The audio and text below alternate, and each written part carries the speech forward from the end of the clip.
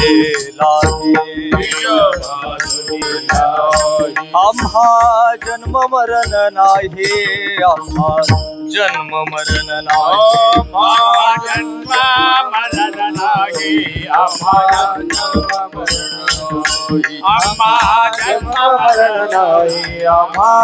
जन्म मरण नाही आकाराचे कैसा ठाव आकाराचे कैसा भाव आकाराचे कैसा ठाव कैसा भाव देह प्रत्यक्ष झाला देव देह प्रत्यक्ष झाला देव प्रत्यक्ष झाला देव देह प्रत्यक्ष झाला देव देह प्रत्यक्ष झाला देव देह प्रत्यक्ष झाला साखरेचा नोहे ऊस साखरेचा नोहे ऊस साखरेचा नोहे विष आम्हा कैसा गर्भवास आम्हा कैसा गर्भवास आम्हा कैसा गर्भवास आम्हा कैसा गर्भवास कैसा गर्भवास आम्हा कैसा गर्भवास आकारासी कैसा ठाव आकारासी कैसा ठाव आकारासी कैसा ठाव आकारासी कैसा ठाव देह प्रत्यक्ष झाला देव देह प्रत्यक्ष झाला देव देव प्रत्यक्ष झाला देव देह प्रत्यक्ष झाला देव देव प्रत्यक्ष झाला देव देह प्रत्यक्ष झाला देव तुका म्हणे अवघा जोग म्हणे अवघा जोग म्हणे अवघा जोग म्हणे अवघा जोग घटी पांडुरंग सर्वा घटी पांडुरंग सर्वा घटी पांडुरंग सर्वा घटी पांडुरंग सर्वा घटी पांडुरंग सर्वा घटी पांडुरंग आकाराचे कैसा ठाव आकाराचे कैसा ठाव आकाराचे कैसा ठाव आकाराचे कैसा ठाव देह प्रत्यक्ष झाला देह प्रत्यक्ष झाला देव देह प्रत्यक्ष झाला देव देह प्रत्यक्ष झाला देव उभार घुमाय उभार घुमाय उभार उभार घुमाय उभार घुमाय उभार घुमाय विठोबार घुमाय उभार घुमाय विठोबार घुमाय उभार घुमाय विठोबार घुमाय उभार घुमाय विठोबार घुमाय उभार घुमाय विठोबार घुमाय विठोबार घुमाय विठोबार घुमाय विठोबार विठोबार घुमाय घुमाय विठोबार विठोबार घुमाय घुमाय विठोबार घुमाय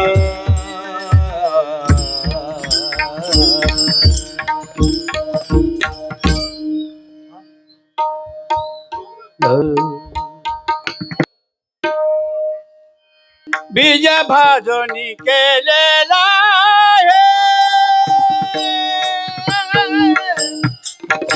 बीज भाजणी केलेला भाजून केलेला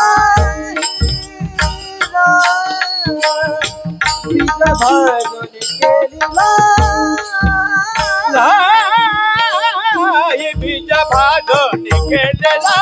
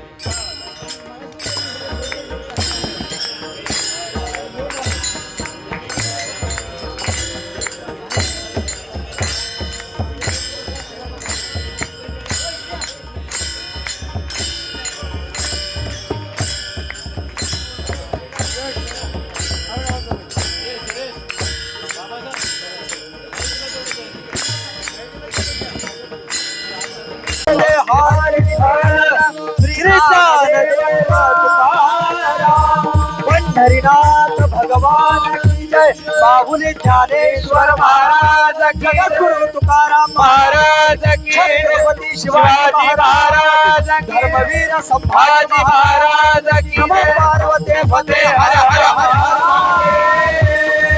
विठ्ठल विठ्ठल विठ्ठल विठ्ठल विठ्ठल विठ्ठल विठ्ठल विठ्ठल.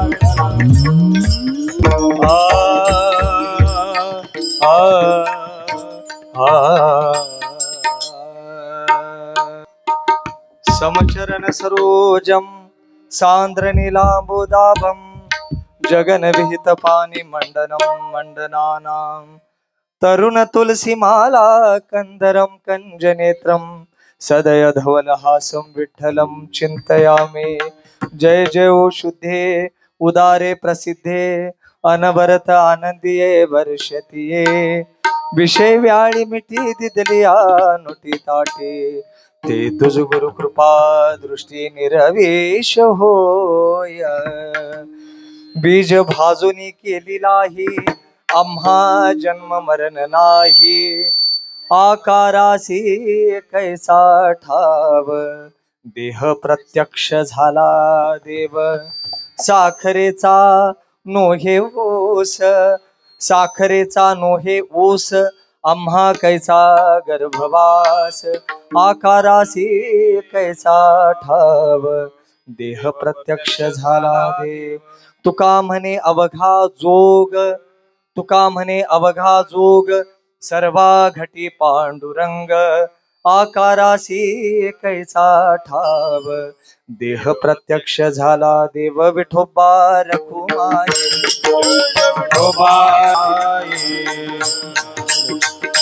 जय विठोबा रखुमाई विठोबा रखुमाई विठोबा रखुमाई.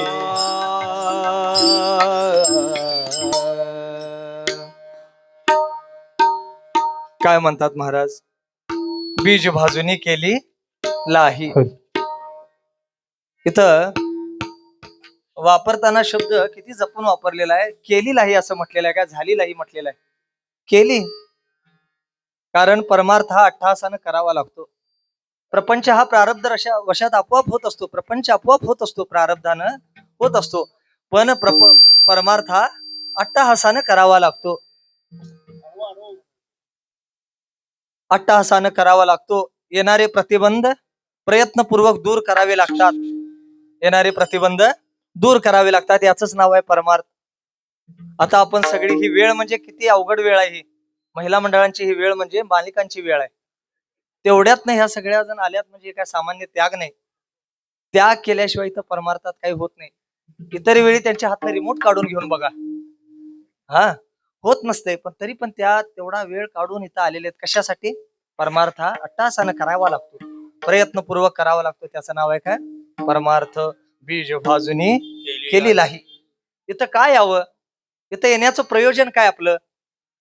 धन दारा पुत्र जन बंधू सोयरे पिशून सर्व मिथ्या हे जाणून शरण रिगा देवासी.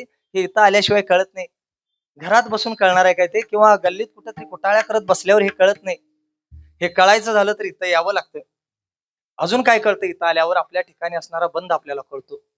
आपल्या ठिकाणी असणारा बंध, त्याच्या ठिकाणी आपल्या ठिकाणी असणाऱ्या बंधनाची जाणीव आपल्याला इथं करून दिली जाते. आपल्या ठिकाणी बंध आहे तो आपल्याला कळत नाही. त्या बंधाचं नाव आहे संसार बंध. त्या बंधाचं नाव काय? संसार. आता संसार संसार म्हणजे काय? घर दार बायका पोरं भांडी कुंडी गुरं ढोरे याचं नाव संसार नाही. संसार कशाला म्हणतात?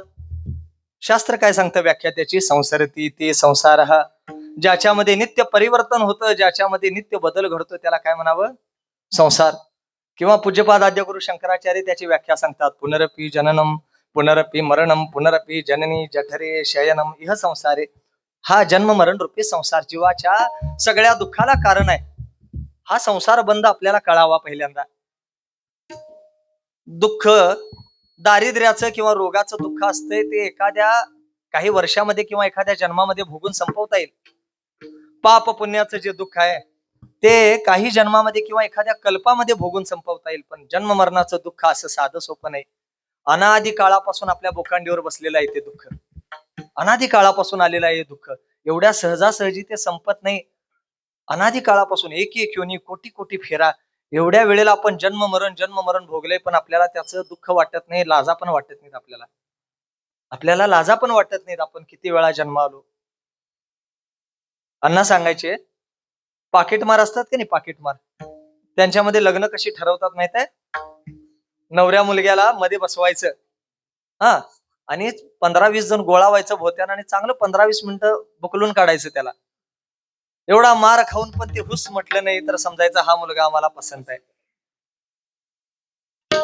का असं होतं? ते मार खाऊन खाऊन निबार झालेलं असते. तसं आपण पण जन्म मरणाचे फटके खाऊन खाऊन निबार झालोय. त्यामुळे आपल्याला लाजा पण वाटत नाही. हा, किती वेळा जन्मा यावे नित्य भावे फजिती, असं वाटावं का नाही आपल्याला? वाटत नाही, अजिबात वाटत नाही. कारण आपण निबार झालोय. आपल्या जीवाला, आपल्या ठिकाणी असणारं सगळ्यात मोठं दुःख म्हणजे काय? जन्म मरणाचं दुःख आहे. हे दुःखच आपल्या सगळ्या संसार दुःख, आपल्या सगळ्या दुःखाला कारण आहे. सगळ्यात मुख्य दुःख. ह्या संसाराची निवृत्ती करावी. काय बघावं? अविद्या कार्य संसार. हा जन्म मरण रूपी संसार कशाचं कार्य? अविद्येचं, अज्ञानाचं कार्य आहे. या अज्ञानाला, या अविद्येलाच काय म्हटले? बीज. जे बीज आपल्याला भाजायचं इथं आता, ते बीज कुठलं आहे? हे अविद्या रूपी बीज, अज्ञान रूपी बीज आहे. हे बीज भाजावं परमार्थामध्ये. बीज भाजणे याचं नाव आहे परमार्थ, आणि बीजाचा अंकुर वृद्धिंगत करणं याचं नाव काय? संसार. बीज भाजणं त्याचं नाव आहे परमार्थ, आणि बीजाचा अंकुर वाढवणं याचं नाव आहे संसार. बीजाचा अंकुर जर वाढला नाही तर संसार होत नाही, आणि तेच जर बी भाजलं नाही तर परमार्थ होत नाही. बघा, विचार करून बघा, एक मापटभर धान्य पेरलं तर कुठेतरी पोतभर धान्य येत असतं आपल्याकडं. मापटभर धान्य पेरलं तर पोतभर येतं. तेच बीज समजा आपण भाजून पेरलं तर कसं होईल? भाजून पेरलं तर काय होईल? येणार नाही. एकट्यानं आपल्या मुलाला MSc ऍग्री करण्यासाठी अमेरिकेला पाठवलं. MSc ऍग्री, कृषी विषयामध्ये MSc करण्यासाठी पाठवलं अमेरिकेला. 5-6 वर्ष शिकून बाहेरनं आलं पोरग, घराकडे आलं. इथं मिरचीची लावण चालू होती शेतात. बाबा मिरचीची लावण करायला तिथं आलं. तरू लावतेल्या जागी आला आणि म्हणाल, पप्पा, आमच्या अमेरिकन तंत्रज्ञानानुसार या झाडाला वांगी कधीच येणार नाहीत. बाबा म्हणाला, शेमड पोरग पण सांगेल की रे हे मिरचीचा तरू आहे म्हणून, तुझ्यावर एवढा खर्च ह्याच्यासाठीच केलता काय? मग आता परिस्थिती कशी आपल्याला माहित आहे. एवढे सगळे रोग आलेत पिकावर, किती जरी पंप मारला तरी रोग काय आटोक्यात येईनात. मग त्यानं काय म्हटलं? एक नवीन प्रयोग करून बघूया म्हणाला. बीजाला निर्जंतुकीकरण करायचं आणि पेरायचं. म्हणून काय केलं त्यानं? ते बी भाजलं, तव्यावर घेतलं, सगळं बियाणे भाजलं आणि पेरलं सगळ्यांच्या बरोबर. सगळ्यांचं थोडं थोडं उगवून आलं. ह्याचं काय उगवून आलेलं दिसेना. ते म्हणाल, नवीन प्रयोग केलाय आपण काहीतरी, म्हणून कदाचित उशिरानं उगवत असेल. सगळ्यांचं कोळपायला आलं तरी पण ह्याचं अजून काय उगवलेलं दिसेना. मग गावातला एक आबा होता, अनुभवी आबा. आबाकडे गेला आणि म्हणाला, आबा, सगळ्यांचं उगवून आलं का, माझं अजून काय उगवून आलेलं दिसेना. आबा म्हणाले, काय केलतास? ते बीजाला निर्जंतुकीकरण करायसाठी भाजलोय आणि पेरलोय. आबा म्हणाला, बर, असं केलास, ठीक आहे. आता तुझा वरचा आज्जा जरी खाली आला तरी ते काय उगवून यायचं नाही. एकदा बीजाचा अंकुर भाजला तर त्यामध्ये बीज भाजलं तर अंकुर उत्पन्न करण्याची क्षमता राहत नाही. त्यातनं अंकुर उत्पन्न होऊ शकत नाही. तसं परमार्थामध्ये बी भाजावं, आणि ते बी जर भाजलं नाही तर काय होतं? त्या बीजाला, त्या अविद्यारूपी बीजाला अंकुर फुटतो, आणि तो अंकुर जर एकदा फुटला तर तो काय करतो माहित आहे? एने मज भोगविल्या खानी,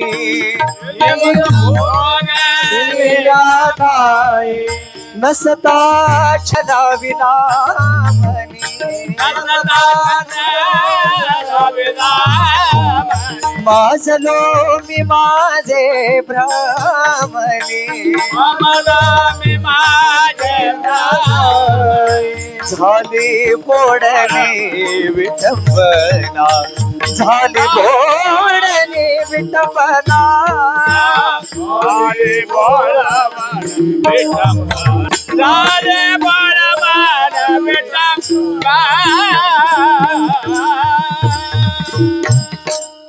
एकदा बीजाला जर अंकुर फुटला तर त्यापासून काय होतं?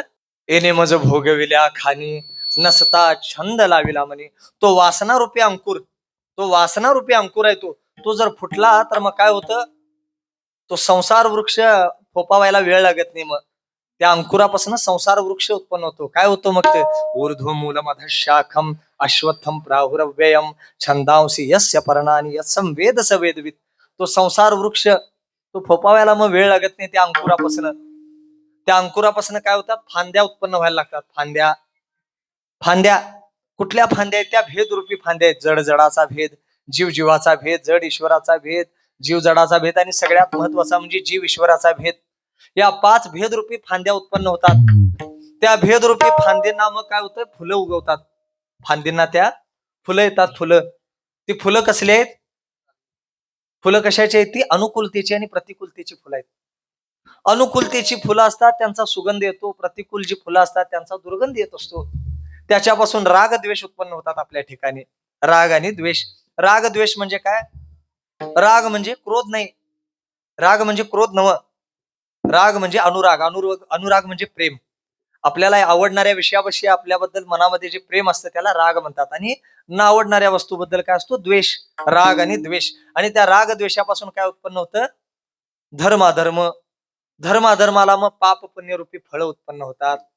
पाप आणि पुण्याची फळं उत्पन्न होतात. असा हा संसार वृक्ष आहे. आणि एकदा तो पाप पुण्य उत्पन्न झाली की त्याच्यापासून काय होतं? मग जन्म घ्यावा लागतो. पाप अधिक झालं तरी पण जन्म भोगावं लागतं. पुण्य अधिक झालं तरी पण जन्म घ्यावा लागतो. पाप पुण्य समान झालं तरी पण जन्म भोगावा लागतो. पाप अधिक झालं तर शिंगाची शेपटीची शरीरं मिळतात. पुण्य अधिक झालं तर किरीट घातलेली शरीरं मिळतात. आणि समान पाप पुण्य झाल्यावर हे माणसाचं शरीर मिळते. असं हे पाप पुण्य रूपी शरीर. हे शरीर एकदा मिळालं मग हे काय झालं? जन्म. कारण सांगितलं आपल्याला जन्म घेणे. पाप पुण्य करूनी जन्मा येतो प्राणी. एकदा ह्या पाप पुण्यापासून मग आपल्याला काय होतं? जन्म मरण रूपी चक्रामध्ये आपण अडकून पडत असतो. पुनरपी जननम पुनरपी मरणम पुनरपी जननी जठरी शयनम. या जन्म मरण या चक्रामध्ये आपण अडकून पडत असतो. आता वास्तविक बघितलं जन्म आणि मरण, जन्म मरण म्हणजे तरी काय? व्याख्या काय त्याची काढायची? लोक फार मरण म्हटलं की फार लोक घाबरतात. एखाद्याला म्हटलं काय मरतोस काय काय असं जरी तोंडात शब्द आला तर लोक म्हणतात असं अभद्र का बोलतोस? मरणाला लोक घाबरतात. अगा मर हा शब्द न साथे आणि मेल्यावर तरी रडते. माऊलींचं प्रमाण आहे. मरण हा शब्द सुद्धा ऐकायला लोकांना सहन होत नाही. वास्तविक मरण अशुभ नाही. मरण अशुभ नाही. अशुभ काय आहे? जन्म अशुभ आहे. जीवाला सगळ्यात मोठं दुःख आहे मरणाचं. आपण मरणाला घाबरतो. मरण जर चुकवायचं झालं तर काय करावं? एकदा जन्माला आलो तर मरण आपल्याला चुकवता येत नाही. मरण जर चुकवायचं झालं तर काय करावं? जन्म घ्यायचं चुकवायचं. जन्मालाच यायचं नाही तरच मरण चुकू शकते. आता जन्म आणि मरण, जन्म मरण म्हणजे तरी काय? जन्म मरण म्हणजे तरी काय?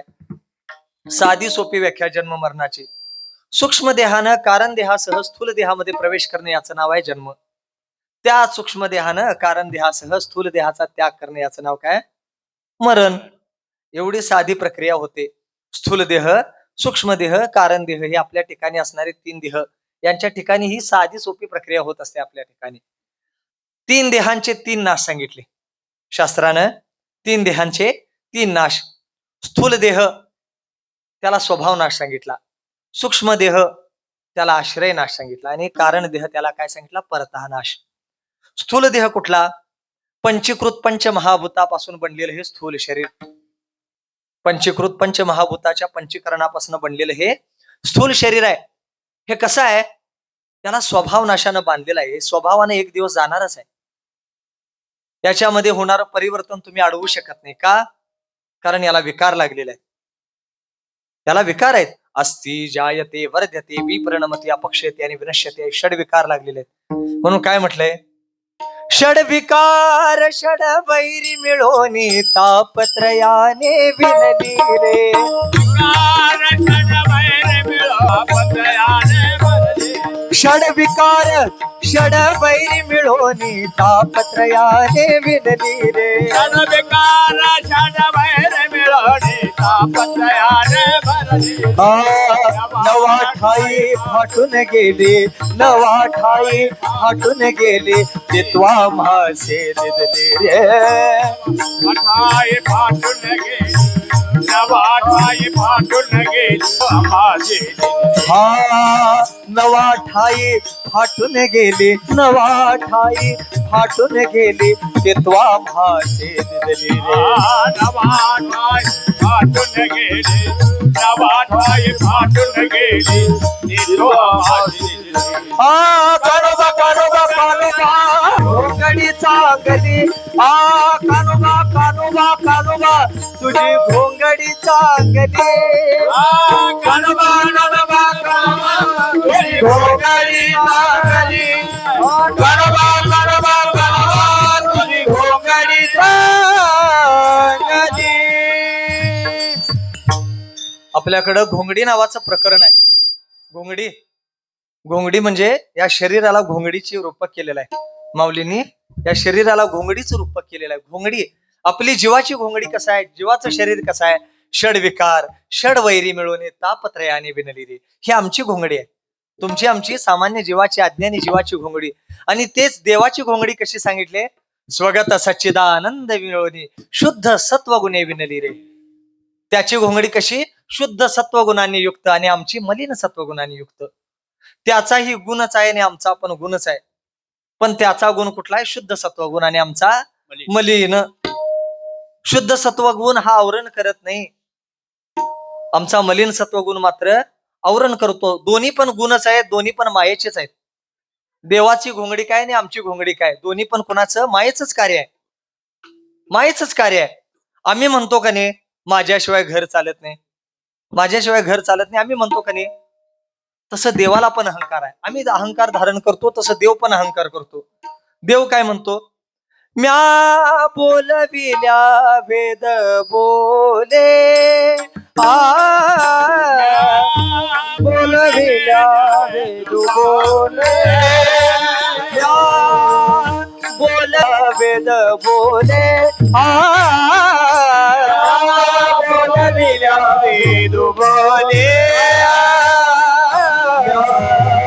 चालविल्या सूर्य चाले चालविल्या सूर्य चाले हालविल्या प्राण हाले जगाते चालता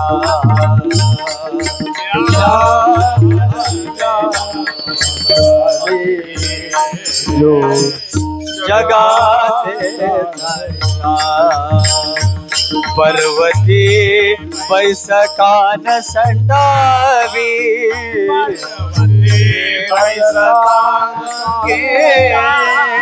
समुद्री रेखा नो लाटावी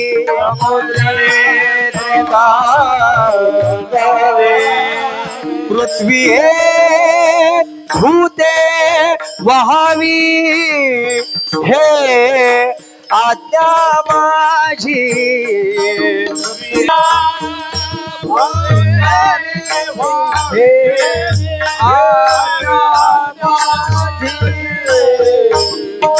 तुझी आसतेने वेदासी बोलणे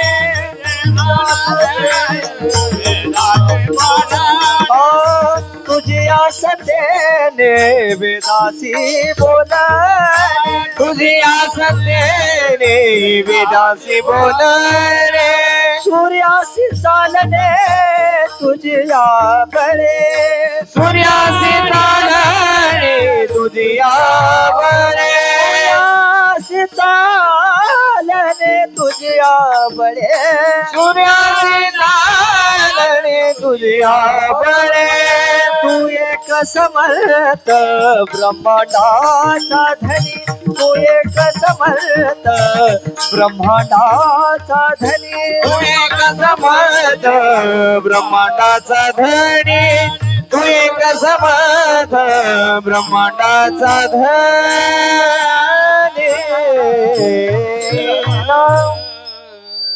आम्हालाही अहंकार आहे आणि देवाला पण अहंकार आहे. आम्ही म्हणतो माझ्याशिवाय घर चालत नाही, तसं देव पण काय म्हणतो, म्या बोलविल्या वेद बोले, म्या चालविल्या सूर्य चाले, म्या हलविल्या प्राण हले, जगाते चाळिता. हे कुणाचा अहंकार आहे? देवाचा पण अहंकारच आहे का नाही? आमचा जसा अहंकार आहे तसं देवाचा पण अहंकारच आहे. पण तो कोण आहे? गतीर भरता प्रभू साक्षी. त्याला प्रभू म्हटलंय. प्रभू म्हणजे मालक. मालकानं काय पण म्हटलं तर चालते. मालकानं म्हटलं का नाही मी घर चालवतोय असं मालकानं म्हटलं तर चालते. घरातली कामं सगळी गडी करतोय, सगळी घरातली कामं गडी करतोय म्हणून गड्यानं जर म्हटलं तर माझ्याशिवाय हे घर चालत नाही, असं चालत नाही. मालकाचं म्हणणं यथार्थ आहे, तसं देवानं अहंकार धारण करणे यथार्थ आहे. कारण ते तो करताय, तो मालक आहे या जगाचा, त्याच्या सत्तेने हे जगातले व्यवहार. पण त्याचं म्हणणं बघू, आम्ही कर्तृत्व धारण केलं तर ते भ्रम आहे, भ्रम. आमचा कर्तृत्व हा कसा असते? भ्रम असते. म्हणून ही आपली जी घोंगडी आहे ती कशी आहे? षडविकार, षडवैरी मिळून षडविकार आहेत आपल्या घोंगडीला. अस्ति जायते वर्धते विपरिणमते अपक्षयते आणि विनश्यते, 6 विकार लागलेले आहेत. म्हणून म्हणजे अस्ति म्हणजे काय? असणेपणा, अस्तित्व, सत्ता असणं. जायते म्हणजे या घोंगडीचा जन्म होतो. वर्धते म्हणजे याच्यामध्ये वाढ होते. विपरिणमते म्हणजे या शरीरामध्ये होणारे बदल क्रमानं होतात. शरीरामध्ये बदल, नाहीतर असं होत नाही म्हातारपण आलं नंतर बालपण मग तरुणपण, असं काही होत नाही. इथले बदल हे क्रमानं होत असतात, याला विपरिणमते म्हणायचं. नंतर अपक्षयते म्हणजे एक अवयव काय व्हायला लागतात? क्षीण व्हायला लागतात. आणि शेवटचं काय? नाश, विनश्यती. असं 6 विकारानं बांधलेली घोंगडी आहे. अजून काय? षडवैरी मिळवणे. या घोंगडीला 6 वैरी लागलेले आहेत. कुठले आहेत ते? काम, क्रोध, मद, मत्सर, दंभ, अहंकार याचे बळ फार, सर्व सुख दे, सर्व सुख दे. सच्चिदानंद बाबाई हो करी कृपा, सच्चिदानंद बाई हो करी कृपा. काम क्रोध मद मत्सर दंभ अहंकार याचे बळ फार, सर्व सुख दे, सर्व सुख दे. आनंद बाबाई हो करी कृपा, सच्चिदानंद बाबाई हो करी कृपा. उजळ कुळदीप बोध करी सोपा, येऊन लवलाही, येऊन लवलाही. सच्चिदानंद बाबाई हो करी कृपा, सच्चिदानंद बाई हो करी कृपा. सच्चिदानंद बाबा बोध करी सोपा, यमने लवलाही, यमने लवलाही. सच्चिदानंद बाबाई हो करी कृपा, सच्चिदानंद बाबाई हो करी कृपा.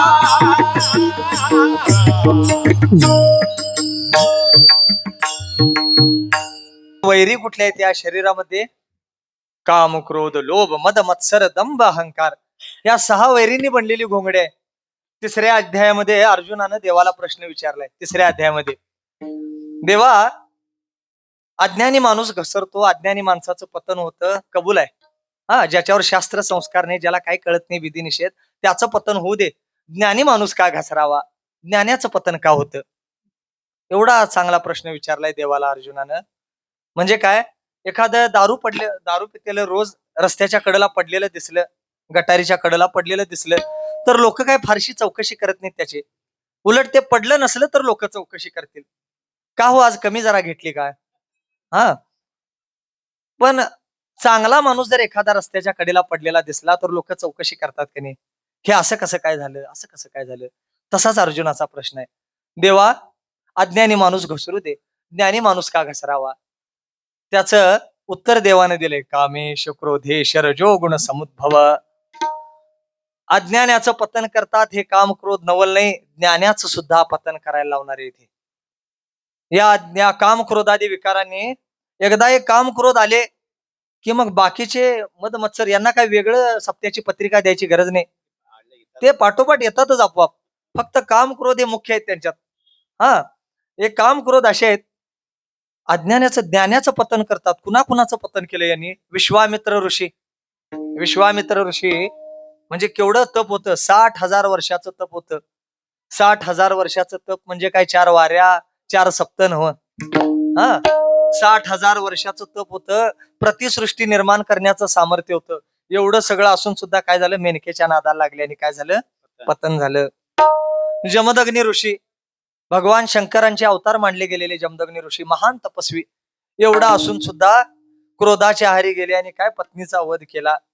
हे काम क्रोध अज्ञानाचं पतन करतात, नवल नाही ज्ञानाचं सुद्धा पतन करायला लावणारे एवढे भयंकर आहेत. यांचं वर्णन माऊलीने केलंय. हे विषय दरीचे वाग, विषय दरीचे वाग, हे विषय दरीचे वाग, विषय दरीचे वाग, निधीचे भुजंग, भुजंग, भजन मार्गीचे मार्ग, हमारी देवा मार्ग आहे, मार्ग आहे, मार्ग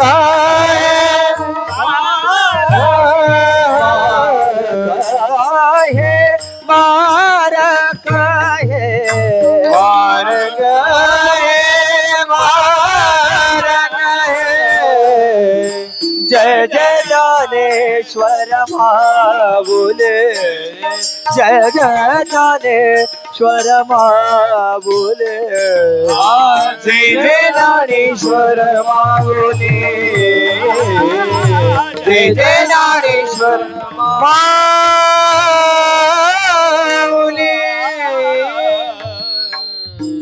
हे काम क्रोध कसे आहेत, हे विषय दरीचे वाघ, विषयाच्या दरीमध्ये असणारे वाघ आहेत हे काम क्रोध आदी विकार. वाघ काय असा एकदम गिळत नाही, वाघ आपल्याला हळूहळू फाडून फाडून फाडून खातो. तसे या काम क्रोधाने आपल्याला कधी फाडून खाल्ले हे पण कळत नाही, कधी फाडून खाल्लं आपल्याला ते पण कळत नाही. असले हे विषय दरीचे वाघ आहेत हे काम क्रोध.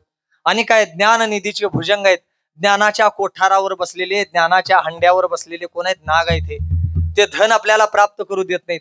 आणि भजन मार्गीचे मांग मारक हे, भजनाच्या मार्गामध्ये आडवे येऊन वाटमारी करणारे मांग आहेत.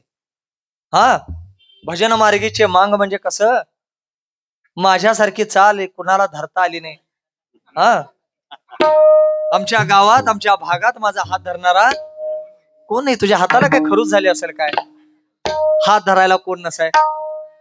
हा, भजनात अशी लक्षणं असावी काय. बर, एखाद्याला जर म्हटला कधीतरी भजनामध्ये तुझा टाळ चुकलाय, हे घे तुझा टाळ, हे घे तुझं भजन. पुढच्या एकादशीला गावात नवीन भजनी मंडळ असते, त्याला काय म्हणायचं, भजन मार्गीचे मांग मारक. ही लक्षणं बरी नाही.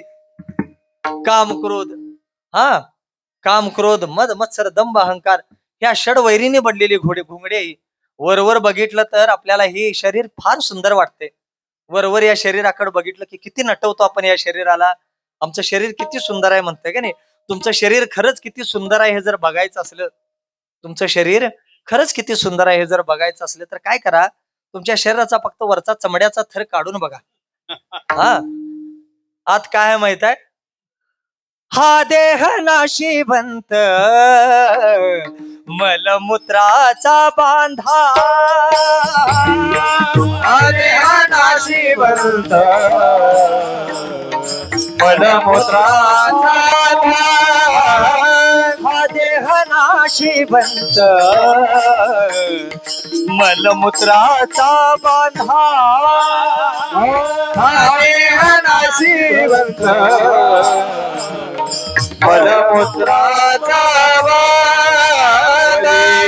मग घातले रे कृमी कीटकाचा सांधा, वरे चर्मा घाले रे कुर्मी कीटकांचा सांधा, रव दुर्गंधी रे अमंगळ तिचा बाधा, रव दुर्गंधी रे अमंगळतेचा बाधा,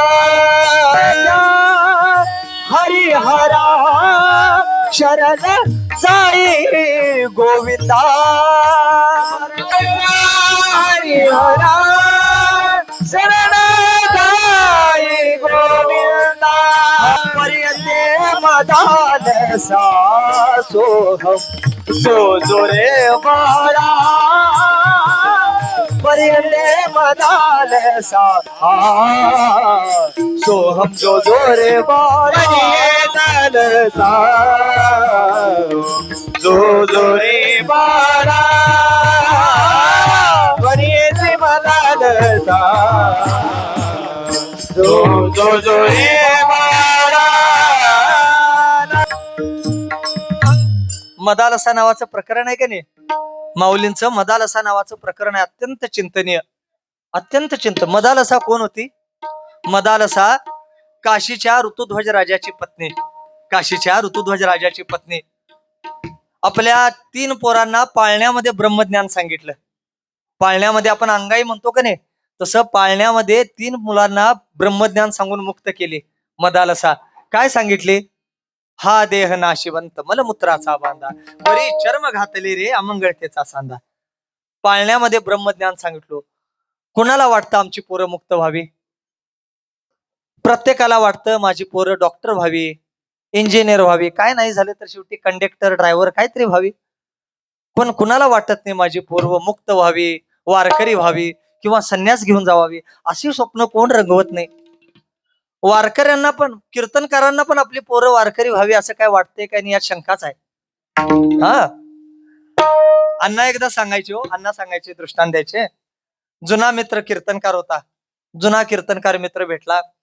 बोललो, काय चाललंय महाराज, काय सगळं बरं आहे काय, तब्येत वगैरे बरी आहे? मग काय चाललंय, मुलं काय करतात? एकटा मुलगा बेंगळूरला IT कंपनीत आहे, दुसरा पुण्याला आहे. मग माळा वगैरे घातल्या का नाही पोरांना? महाराज म्हणाले, हो मीच माळ घालून झक मारली आणि त्याच त्याने कुठं म्हणून. कीर्तनकारांना पण वाटत असेल काय नाही, यात शंकाच आहे. हा, कोणाला वाटत नाही सहसा आपली पोरं मुक्त व्हावी, वारकरी व्हावी, अशी स्वप्न कोण ठेवत नाही. एकदा काय झालं, 4 मित्र जंगलामधनं चाललेली.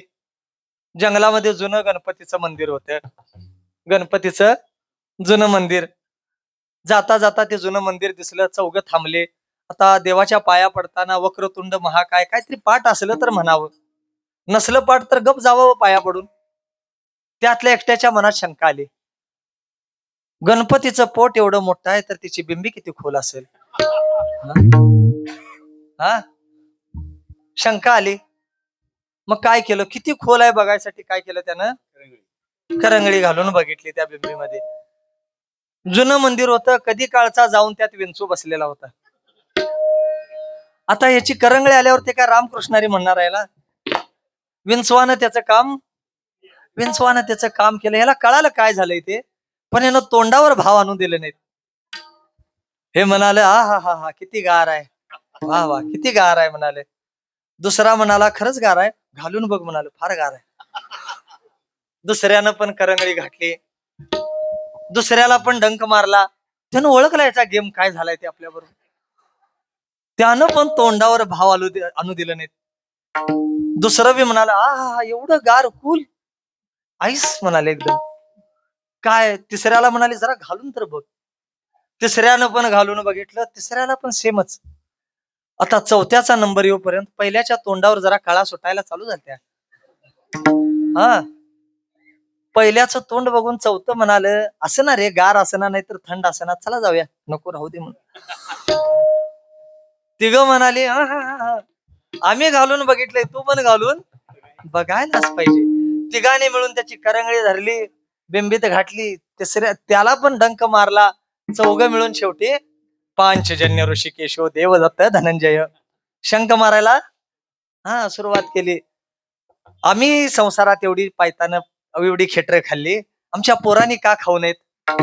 आमची पोरं मुक्त होऊन कशी चालतील? कदाचित म्हणूनच आपण आपल्या पोरांना इकडे भक्ती मार्गाकडे आणायला बघतच नाही, लांब ठेवायला बघतो. पण ती मदालसा तशी नव्हती. त्या मदालसेनं आपल्या पोरांना काय केलं? म्हणून म्हटलंय का नाही, कुळी कन्या पुत्र होती जे सात्विक तयाचा हरिक, धन्य माता पिता तया. त्यांचे माता पिता धन्य असतात, ज्यांना आपले पोरं मुक्त व्हावी अशी वाटतात, त्यांचे माता पिता धन्य आहेत. ती मदालसा तशी होती. तिनं आपल्या पोरांना काय सांगितलं, हा देह नाशिवंत, मलमूत्राचा बांधा. हा नाशिवंत आहे शरीर. हे शरीर कुणाचं आहे? पंचमहाभूतांनी बनलेलं शरीर आहे, स्वभाव नाशानं बांधलेला आहे. हा देह तव पाचाचे झाले, हे कर्माचे गुणी गुंतले, भवतसे चाकी सुदले, जन्म मृत्यूच्या चक्रामध्ये अडकलेला आहे. हे काळा नळाचे तोंडी, घातली लोणियाची उंडी, माशी पाक पाकडे तव हे सरे. माशीला पंख फडफडायला जेवढा वेळ लागतो, तेवढ्या क्षणामध्ये या शरीरामध्ये उत्पत्ती स्थिती लय, उत्पत्ती स्थिती लय एवढ्या वेगानं चाललंय. आपल्याला वाटतंय हे शरीराकडे बघितलं तर काय हे स्थिर आहे असं वाटतंय, वरवर बघितलं तर. जसं एखादा नदीच्या काठाला उभा राहावा, नदीच्या काठाला उभा राहावा आणि काय म्हणावा, काल मी ह्याच पाण्यात आंघोळ केलतो, काल मी याच पाण्यात आंघोळ. वास्तविक त्यानं ज्या पाण्यात आंघोळ केलंय ते पाणी कधीच सरून गेले. तसं हे मी शरीर एवढं म्हणोपर्यंत हे शरीर बदललेलं आहे. त्या शरीरामध्ये प्रत्येक क्षणाला उत्पत्ती स्थिती लय चालवलाय, पण एवढ्या वेगानं चालू आहे की आपल्याला दिसत नाही ते, म्हणून आपल्याला स्थिर वाटते. हे शरीर स्थिर नाही. या शरीराचा परिणाम काय आहे? हे काळा नळाची तोंडी घात. काय होणार आहे याचं? हा जाळीला तर काय होईल? हे विपाये आगी पडे तरी भस्म होणे उडे. या शरीराला समजा जाळला तर काय होईल? भस्म होणे उडे. समजा जाळला नाही, कोल्या कुत्र्यांनी जर याला खाल्लं तर काय होईल? त्यांची विष्ठा होऊन जाईल. समजा जाळला पण नाही, कोल्या कुत्र्यांनी खाल्ला पण नाही हो, तर काय होईल? तरी होय कृमीचा पुंजा होईल. हा परिणाम कपी ध्वजा कश्मलुगा. एवढाच या शरीराला काय होणार आहे? या शरीराचा एवढाच परिणाम आहे. का? कारण हे स्वभावानं नाशानं बांधलेलं आहे. कुणाला वाटत नाही मरावं, कुणाला वाटतं मी मरावं असं कुणाला वाटत नाही. म्हणून आपण काय करतो, या शरीरामध्ये होणारे बदल लक्षात घेत नाही. बघावं आपण, आपल्याकडं मायकल जॅक्सन नावाचा एक डान्सर होता, नर्तक, नाव असेल माहिती बऱ्याच लोकांना. अमेरिकेचा प्रसिद्ध नर्तक मायकल जॅक्सन. त्याची अमाप संपत्ती होती. अमाप संपत्ती म्हणजे मोजता न येण्यासारखी संपत्ती, एवढी संपत्ती होती. त्या संपत्तीच्या बळावर त्यानं स्वप्न बघितलेलं. काय बघितलेलं स्वप्न? किमान मी 150 वर्ष तरी निवांत जगलो पाहिजे. त्यासाठी त्यानं सगळी व्यवस्था केलेली. अमेरिकेतले सगळ्यात 16 तज्ञ डॉक्टर आपल्या घरात आणून ठेवलेले. किती? 16 डॉक्टर घरात तज्ञ आणून ठेवलेले. एखादा अवयव जर निकामी झाला, एखादा ऑर्गन जर फेल झाला तर डोनर तयार ठेवलेले घरात. डोनर तयार. रोजचं जेवण त्याचं लॅब मध्ये टेस्ट होऊन यायचं. रोज रक्ताची चाचणी, लघवीची चाचणी, ऑक्सिजनच्या बेडवर झोपायचं, ऑक्सिजनच्या. एवढी सगळी व्यवस्था कशासाठी केलती? 150 वर्ष जगावं एवढ्यासाठी. बिचारा 50व्या वर्षीच मेला, एवढं सगळं करून. डॉक्टर ज्यावेळी तो मेला त्यावेळी 16 डॉक्टर फक्त बघत बसलेले त्याच्याकडं. डॉक्टरांनी जर जीव वाचला असता तर डॉक्टर मेले असते काय? हा, वैद्य वाचती जीवा तर कोण पूजिते या देवा. वैद्यानं जर जीव वाचला असता तर कोण डॉक्टरकडे गेलं नसतं, देवाकडे गेलंच नसतं. हा, डॉक्टरच मरतो का नाही? आपल्याला बघा, जुन्या पिढीला एक माहिती आहे, नितू मांडके नावाचे एक प्रसिद्ध हृदयविकार तज्ञ होऊन गेलेत. हा, प्रसिद्ध डॉक्टर होते, जगप्रसिद्ध डॉक्टर नितू मांडके नावाचे. एवढे प्रसिद्ध, अनेक त्यांना पुरस्कार मिळालेले. लाखो लोकांची हृदयाची शस्त्रक्रिया त्याने केलेली, लाखो लोकांची. एवढा त्यांचा हातखंडा होता हृदयाचे ऑपरेशन करायला. त्यांच्या स्वतःच्या बायकोचं ज्यावेळी ऑपरेशन होतं, हृदयाचं ऑपरेशन होतं, ती बायको काय म्हणाली, अहो आपण आता हृदयाचं ऑपरेशन करायचं, कुठं जायचं, कुठल्या डॉक्टरला दाखवूया? ते काय म्हणाले माहित आहे? तुला जर काय हरकत नसेल तर इथं झाडाखाली बसल्यावर सुद्धा मी तुझं ऑपरेशन करू शकतोय. एवढा आत्मविश्वास होता त्यांचा. नितू मांडके एवढं प्रसिद्ध, एवढं ज्ञान असून सुद्धा ते स्वतः हृदयविकाराच्या झटक्यानंच मेले बिचारे. हार्ट अटॅकनंच मेले स्वतः. त्यांना ज्यावेळी हार्ट अटॅक आला तेव्हा गोळी खायची सुद्धा वेळ मिळाली नाही. हा, का होतं असं? डॉक्टर सुद्धा वाचू शकत नाही. तुमच्याकडे किती पैसा आहे, तुमच्याकडे किती संपत्ती आहे, तुमच्याकडे किती सत्ता आहे, हे काही चालत नाही. का म्हटलंय? मग तेथे न चले काही, मग तेथे न चले काही, मग तेथे न चले काही, मग तेथे न चले काही. यमा संपदा राहील ठाईच्या ठाई सत्ता संपदा राहील ठाईच्या ठाई सत्ता संपदा या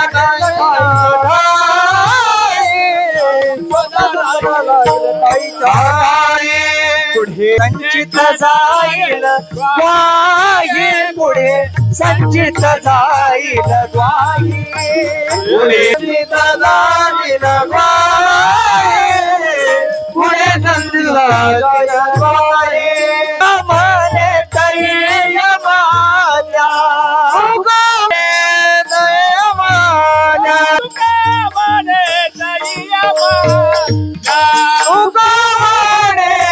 तरी यमान्या जव काळाचे दुरी ठेला जव काळाचे दुरी ठेला जव काळाचे दुरी ठेला जव काळाचे दुरी ठेला जव काळाचे दुरी ठेला जव काळाचे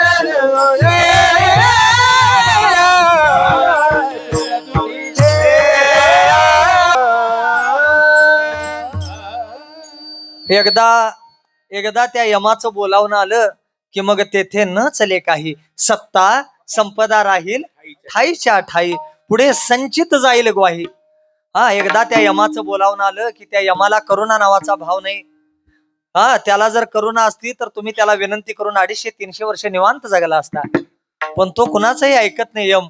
नाही त्या यमाशी करुणा बाहेर काढिता कुडी प्राणा ओढाळ सापडे जे धान्या चोर यातना धरी जेतो. त्या यमाला करुणा नावाचा भाव नाही. एखादं ओढाळ जनावर जर पिकामध्ये घुसलं असतं तर त्याला मारून मारून जसं बाहेर काढतात पिकातनं तसं हा जीवात्मा सुद्धा या शरीराला सोडायला तयार नसतो. ते यमाचे किंकर त्याला मारून मारून बाहेर काढतात. असं म्हणतात 21,000 विंचू चावल्यावर जेवढ्या वेदना होतात तेवढ्या वेदना या शरीरातनं प्राण जाताना होत असतात. एवढ्या वेदना होत असतात आपल्याला. पण आपल्याला कधी त्याची भीती वाटली नाही. ना जन्माचं भय आहे ना मरणाचं भय आहे आपल्याला. आपण किती निबार होऊन म्हणून आपला परमार्थ असा ढिला चाललाय. आपल्याला कधी त्याची भीती वाटत नाही, मरणाची भीती वाटत नाही. हा एकदा त्या यमा तुमच्यावर अजून त्या यमाचं लक्ष गेलं नाही एवढंच समजा. नाही हा जवळ काळ असे दुरी ठेला त्या काळानं जर तुमच्याकडे बघितलं एकदा मग अवघड होईल.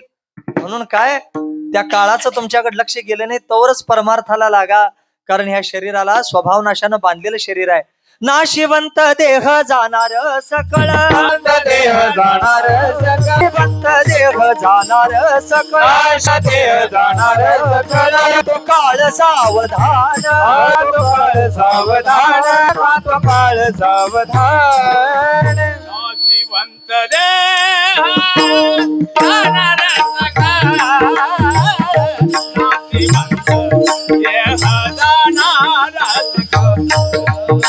नाशिवंत देह जाणार सकळ नाशिवंत देह जाणार सकळ नाशिवंत देह जाणार सकळ नाशिवंत देह जाणार सकळ नाशिवंत देह जाणार सकळ नाशिवंत देह जाणार सकळ अविषखात काळ सावधान अविषखात काळ सावधान नाशिवंत जाणार सकळ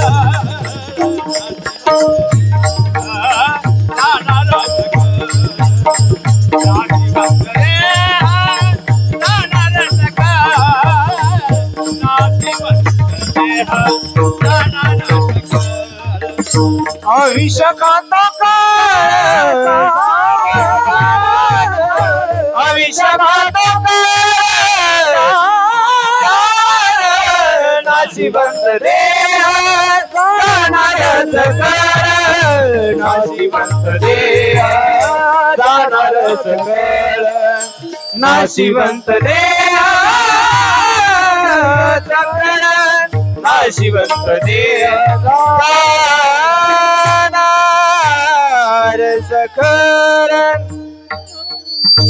नाशिवंत देह जाणार सकळ. कारण हे शरीर स्वभाव नाशानं बांधलेलं आहे. हे एक दिवस जाणारच. स्वभाव नाशानं बांधलेलं आहे. या शरीरावर काळाची सत्ता आहे. या शरीरावर कुणाची? काळाची सत्ता आहे. म्हणून एक दिवस हे शरीर जाणारच. तुमची इच्छा असो किंवा नसो, हे शरीर एक दिवस सोडायला लागणार आहे. असे हे स्थूल शरीर. सूक्ष्म शरीर मात्र तसं नाही. सूक्ष्म शरीर म्हणजे कुठलं? सूक्ष्म शरीर ज्याला वासनात्मक लिंगदेह असं आपण म्हणतो. पंच ज्ञानेंद्रिय, पंच कर्मेंद्रिय, पंच प्राण आणि अंतकरण यापासून बनलेलं सूक्ष्म शरीर, याला काय म्हणतो आपण? वासनात्मक लिंग शरीर. अनेक जन्माच्या वासना आपल्या यामध्ये असतात. या शरीरामध्ये असणार अनंत जन्माच्या वासना या सूक्ष्म देहामध्ये असतात. हा सूक्ष्म देह, याच्यामध्ये विचार निर्माण होतात, याच्या ठिकाणी वासना निर्माण होते आणि त्याच्यानुसार हा स्थूल शरीर काम करत असतो. आधी मनोनी उठे मग संसार चित्र प्रगटे. आधी मनातूनच उत्पन्न होतात सगळे विकार आणि मग हे संसार चित्र दिसायला लागतं. या स्थूल शरीराला आज्ञा देणार ते सूक्ष्म शरीर वासना.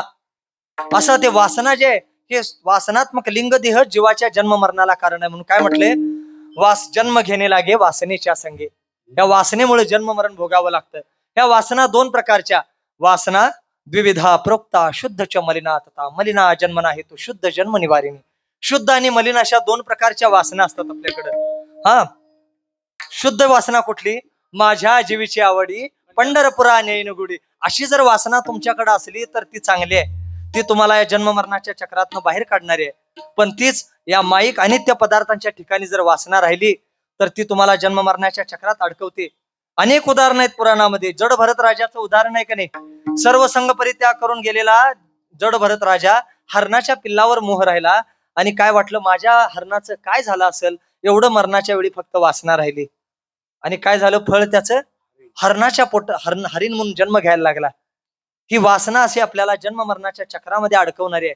ही वासना, अशी वासना एवढ्या सहजासहजी सुटत नाही. स्थूल शरीर सहज सुटून जातं, स्वभावानं जातं. वासनात्मक लिंग देह स्वतः जात नाही. त्याचा नाश करावा लागतो आपल्याला. त्याचा नाश करावा लागतो. वासनात्मक लिंग देह एवढ्या सहजा संपत नाही. वय वाढतं, माणसाचं वय वाढतं तसं वासना अजून पक्व होत जातात. वासना ज्या असतात त्या अत्यंत पक्व होतात. मला सांगा, म्हातारी माणसं जी असतात, म्हातारी माणसं तोंडामध्ये दात नसतात म्हणून त्यांना काय फुटानं खाऊ नये असं वाटत असेल? त्यांना पण वाटतंय फुटानं खावावं, त्यांना पण वाटतंय. पण उगाच म्हणतात काय, फुटानं आम्हाला चालत नाहीत, आम्हाला आवडत नाही. तू काय खातोस? तुझ्या तोंडात दातच नाहीत. आणि नाहीतर तरुणपणात तू भरपूर फुटानं खाल्लेस. हा, अजून पण तुझी इच्छा आहे फुटानं खायची, पण इंद्रिय अनुकूल नाही तेवढंच फक्त. हा, वासनात्मक वासना म्हातारं झालं तरी पण सुटत नाही. लक्षात आलं? वासना म्हातारं झालं काय, मेलं तरी पण सुटत नाही वासना. मेलं तरी पण वासना सुटत नाही. अन्ना एक दृष्टांत द्यायचो. एकटं दारुड माहित आहे का नाही? दारुड नाही का इथं? असायला काय झालं? पंढरपुरात आहेत आणि इथं असायला काय झाले? असतात ते सगळीकडे असतात. हा, एक दारुड म्हणजे काय? अत्यंत निष्ठावंत आणि पतिव्रता जात आहे. अत्यंत निष्ठावंत जात. हा, एखाद्या वेळेस वारकरी जेवताना असं करायला चुकेल, पाणी सोडायला विसरेल. दारुड कधी असं घेतल्याशिवाय कधी घेणार नाही. अत्यंत पतिव्रता आणि निष्ठावंत जात दारुड्याची. असं एक निष्ठावंत दारुड मेलं. तिनवीचा दिवस. तिनवीच्या दिवशी माहित आहे आपल्याला सगळ्यांना, इतर वेळी कावळा जर शिवला तर त्याला आपण अपशकुन मानतो. तोच कावळा तिनवीच्या दिवशी असा हिरो सारखा असतो. हा, सगळ्यांचं लक्ष त्या कावळ्याकडेच असतंय. आला शिवला. सगळी कावळ्याकडे बघत असतात. सगळे निवड ठेवलेले त्या दारुड्याचे. कावळा यायचा, निवदाकडनी बघायचा, नाही म्हणायचा, जायचा. निवदाकडे बघायचा, जायचा. एकटं म्हणाल, अरे ते सध्या दारू पित होत रे. मग एकटा गावात गेला, कपातनं दारू घेऊन आली, तिथं ठेवली निवदाला. कावळा यायचा, कपाकडे बघायचा, नाही म्हणायचा, निघून जायचा. काय केल्या शिवना? तिथं त्या दारुड्याचा मित्र आला, महाद्या. त्याला बसायला पार्टनर होता तो. हा, महाद्या काय म्हणाला, अरे काय सध्या अजून शिवलं काय नाही? नाही शिवलं. मग दारू ठेवल्या काय नाही? ठेवल्या ना ही काय बघितलं म्हणाल अरे कसा शिवल रोज बाटली ना पिणारा तो त्याला तुम्ही अशी कपात न ठेवली तर कसा शिवल हा. एवढ्यावर तो महाद्या काय म्हणाला सध्या हाय तेवढी गप पितोस काय ती पण मी पिऊन संपू कावळा झटकन शिवला लगेच वासना बायको शेजारीला वासना बायको शेजारीला बायको शेजारी आले दाटून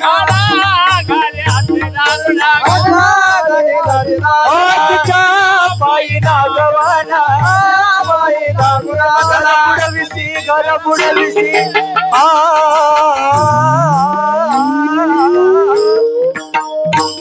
मी आलो रायाचा जोशी होराय का दादा जो मी आलो रायाचा जोशी होराय का दादा नो होराय का दादा रे होराय का दादा रे मी आलो रायाचा जोशी होराय का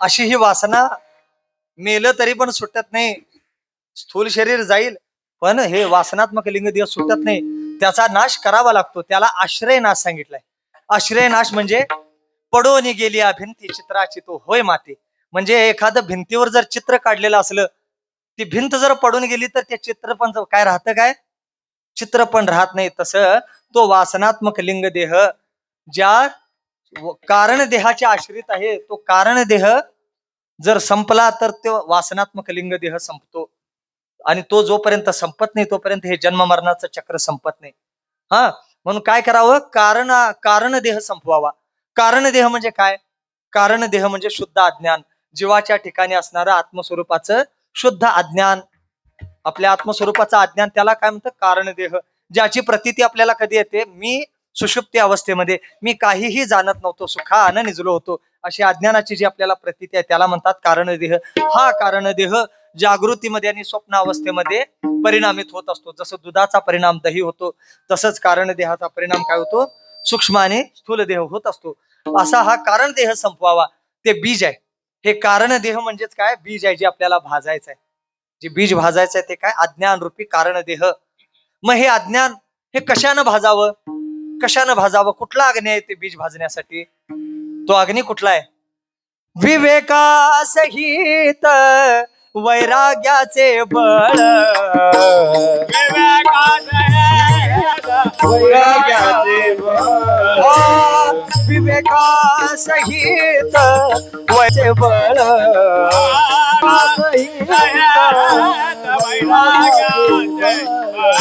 गीत ज्वाळ अग्नि जैसा भगत गीत ज्वाळ अग्नि जैसा ज्वाळ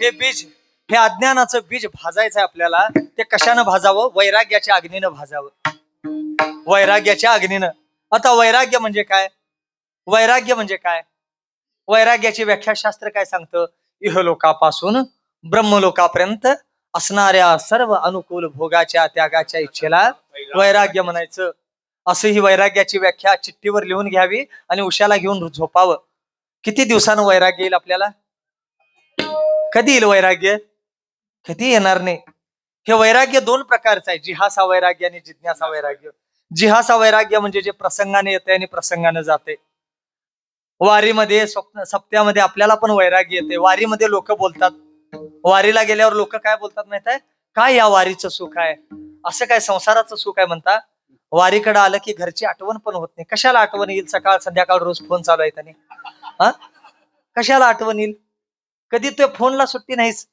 हा लोक म्हणतात घराकडे यायची आठवण पण होत नाही मग का आलास परत तू खरंच येत नव्हती तर आठवण हे प्रसंगानं आलेलं वैराग्य आहे हे काय टिकत नसते वैराग्य वातावरण बघून आलेलं वैराग्य आहे ह्या वैराग्याला काडीची किंमत नाही परमार्थामध्ये स्मशानामध्ये लोक चर्चा करतात का नाही स्मशानामध्ये गेलं की मैताला तंबाखू खात लोक चर्चा करतात एवढं सगळं कमवला काय घेऊन चाललाय? आपण तरी एवढं सगळं कशासाठी कमवायचं? काय घेऊन जायचं इथनं? या माणसाच्या जन्मात काय अर्थ नाही. कधीपर्यंत वैराग्य टिकतंय? हे घरला गेलं, आंघोळ केली की घेतली पिशवी, गेला बाजारला. वैराग्य येतंय, वैराग्य टिकत नाही. याला म्हणायचं काय? जिहासा वैराग्य, प्रसंगाने येणार आणि प्रसंगाने जाणार. असलं वैराग्य परमार्थामध्ये काही उपयोगाचं नाही. परमार्थामध्ये वैराग्य कसं असावं? विषय रांधली रस सोय, जे जेवणाऱ्या ठाऊक होय, तै तो ताटची सांडून जाय जया परी, तैसी संसाराया समस्ता, जाणी जी अनित्यता, तै वैराग्य दवडिता पाठी लागे. म्हणजे काय? एखादा 2-3 दिवसाचा उपाशी असावा. कुठलीही व्याख्या विचारायची झाली तर माऊलींना विचारावी. वैराग्याची व्याख्या माऊलींनी किती सुंदर तुम्हाला समजावून सांगितली. एखादा दृष्टांत देऊन माऊली सांगतात. एखादा 2-3 दिवसाचा उपाशी असावा, त्याच्या समोर कुणीतरी पंचपक्वान्नाचं ताट आणून ठेवावं. आता ते पदार्थ कधी खाईन असं त्याला झाले, कधी घास उचलीन आणि तोंडात घालीन असं त्याला झाले. घास उचलणार आणि तोंडात घालणार एवढ्यात कुणीतरी येऊन त्याला सांगावं, या अन्नामध्ये विष मिसळले. आता अन्नामध्ये विष मिसळले हे कळल्यावर ते पदार्थ तो खाईल काय? त्याला किती जरी कडाक्याची भूक लागली असली तरी ते पदार्थ खाणार नाही. किती जरी आवडीचे पदार्थ त्यात असतील तरी पण ते पदार्थ खाणार नाही. अन्नामध्ये विष मिसळले कळल्यावर ज्याप्रमाणे कालत्रयी त्या अन्नाचा स्वीकार होत नाही, तसं संसारातले विषय हे अनित्य आहेत, जड आहेत, दुःखरूप आहेत असं ज्यावेळी विवेकानं कळतं त्यावेळी कालत्रयी या संसाराचा स्वीकार होऊ शकत नाही. याला म्हणतात विवेकयुक्त वैराग्य. असं विवेकानं आलेलं वैराग्य पाहिजे आपल्याला. असा विवेक कुठं येतो? बैसता संतांचे संगती, आले कमळापती, कोणीच नवती, निश्चय चित्ती दृढ झाला, चित्ती दृढ झाला, विषय जेथे दृढ झाले, विषय जेथे दृढ झाले. असा तो विवेक जर जागा व्हायचा झाला तर त्यासाठी जागा एकच आहे. जागा गुरूंच्याकडे जावावं किंवा संतांच्याकडे जावावं. तरी गुरु दाविले या वाटा, येऊनी विवेक तीर्थ तटा, धुन या मळकटा बुद्धीचा. काय केलो म्हणतात माऊली? मी गुरूंनी दाविलेल्या वाटानं आलो, गुरूंनी दाखवलेल्या वाटेनं आलो, तिथं येऊन विवेकाच्या तीर्थाच्या तटावर आलो आणि तिथं आपल्या बुद्धीचा मळ धुतला, बुद्धीचा मळ धुतला. आता बरेच कीर्तनकार बुद्धीचा मळ म्हटला की त्याचं चिंतन सांगताना काय सांगतात माहित आहे? बुद्धीचा मळ म्हणजे तो शास्त्रामध्ये सांगितलेला मलदोष, पाप आणि पापाची वासना, तो बुद्धीचा मळ असं सांगतात. पण अण्णा सांगा मळ नाही इथं. कारण पाप जर तुमच्या ठिकाणी असलं तर गुरु तुम्हाला जवळच करून घेत नाहीत. गुरूंच्याकडे तुमचं पाप घेऊन गेला तर पापाचा परिहार तिथं होतच नाही, तो पापाचा मळ जातच नाही, तो तुम्ही स्वतः घालवायचा असतोय. मग हा कुठला मळ आहे जो गुरूंनी घालवला? तो मळ कुठला? अविद्येचा मळ आहे. तो अविद्येचा मळ आहे. मी ते ब्रह्म जाणलं या जाणीवेचा मळ आहे. तो मी त्याला जाणलं या जाणीवेचा मळ गुरुकृपेशिवाय जात नाही. याला प्रमाण काय? त्याला प्रमाण काय? धन्य आनंदाची सापडली वेळ,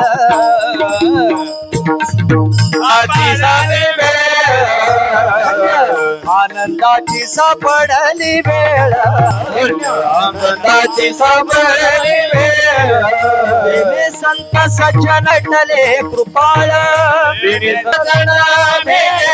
कृपाळ, फेडीला बुद्धीचा मळ,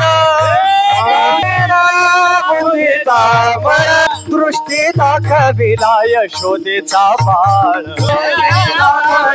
यशोदेचा बाळ, आनंदाची सापडली वेळ, सगळ्या आनंदाची सापडली वेळ, सापडली वेळ, आनंदाची सापडली वेळ. प्रमाण काय? धन्य आनंदाची सापडली वेळ, तेने संत सज्जन भेटले कृपाळ. त्या संत सज्जनाने काय केलं? फेडीला बुद्धीचा मळ. आणि तो बुद्धीचा मळ फेडून काय केलं? दृष्टी दाखविला यशोदेचा बाळ. दृष्टीला कुणाचं दर्शन घडवून दिलं? यशोदेचा बाळ म्हणजे कोण? कृष्ण. त्या कृष्णाचं दर्शन घडवून दिलं मला.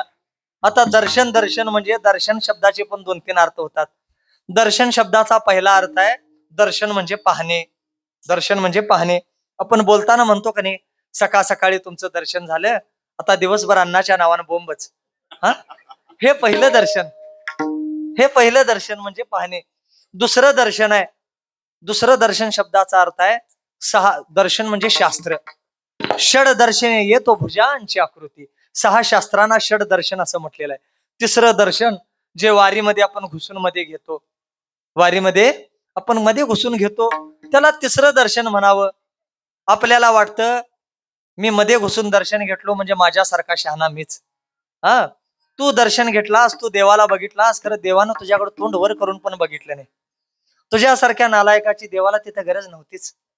हा, देवानं तुझी वाट बघितलीच नव्हती. देव कुणाची वाट बघालाय? जो तिसऱ्या शेड मध्ये तिथं नम्राला उभारलाय की नाही, देव त्याची वाट बघतोय.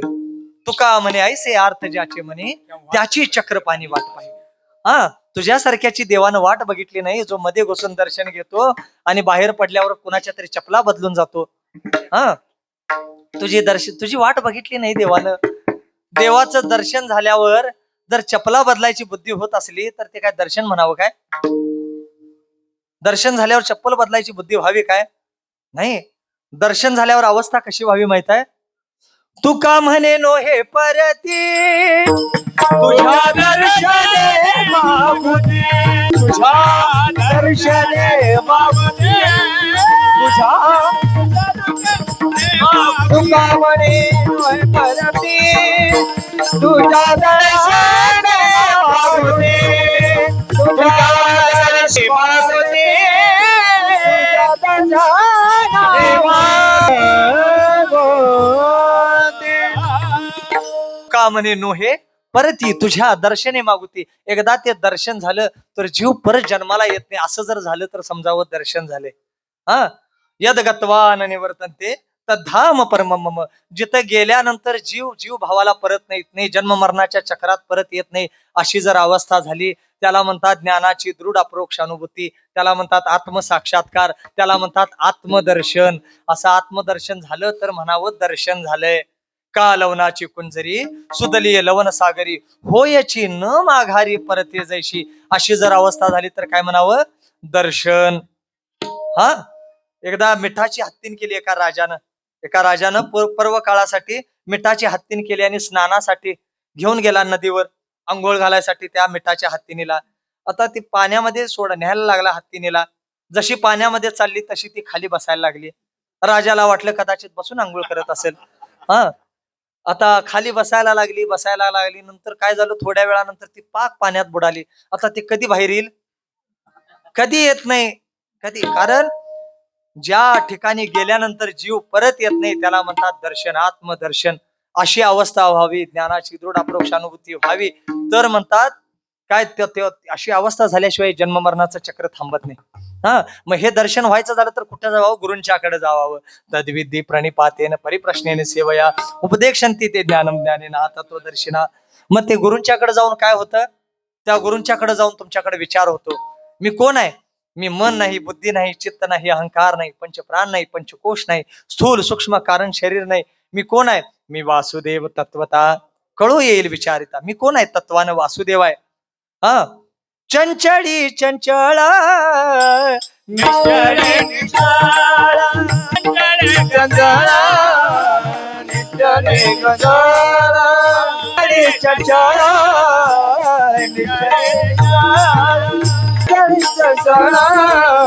निश्चळे चंचळ.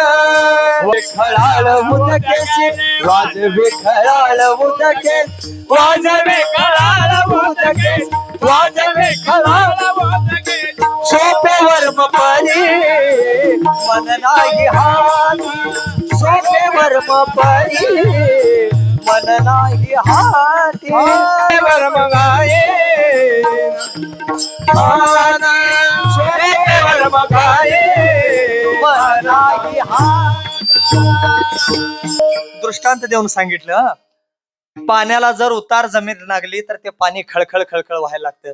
त्याच पाण्याला जर सपाट जमीन लागली तर ते पाणी निश्चळ होतं. आणि त्याच निश्चळ पाण्याला जर वाऱ्याचा संपर्क आला तर पाणी कसं होतं, चंचल होतं. वास्तविक पाणी चंचल पण नाही, निश्चळ पण नाही आणि खळखळ पण नाही.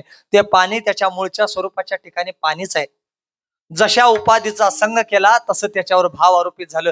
तसं आपण पण अंतकरण नावाची उपाधी धारण केलेली आहे. त्या अंतकरण नावाच्या उपाधीच्या योगानं काय, आपण स्वतःला जीव समजतो. जन्म मृत्यू, पाप पुण्य, कर्तृत्व भोक्तृत्व हे सगळे धर्म उपाधीचे असताना आम्ही ते आमच्या स्वरूपाच्या ठिकाणी आरोपित करून घेतो. हे अज्ञान आहे. ते भाव आमचे नाहीत. मी कोण आहे? मनो बुद्धी हंकार चित्तानि नाहम, न च श्रोत्र जिह्वा न च घ्राण नेत्रम, न च व्योम भूमिर्न तेजो न वायु, चिदानंद रूपम शिवोहम शिवोहम. कशी अवस्था होते? मी मन नाही, बुद्धी नाही, चित्त नाही, अहंकार नाही, पंचप्राण नाही, पंचकोश नाही, स्थूल सूक्ष्म कारण हे शरीर नाही, स्वप्न जागृती सुषुप्ती या अवस्था नाही. मी या सगळ्यांच्या पेक्षा वेगळा कोण आहे? चिदानंद रूप शिव असा मी आहे. असं अवस्था झाल्यानंतर आता जन्म मरण राहिलं काय?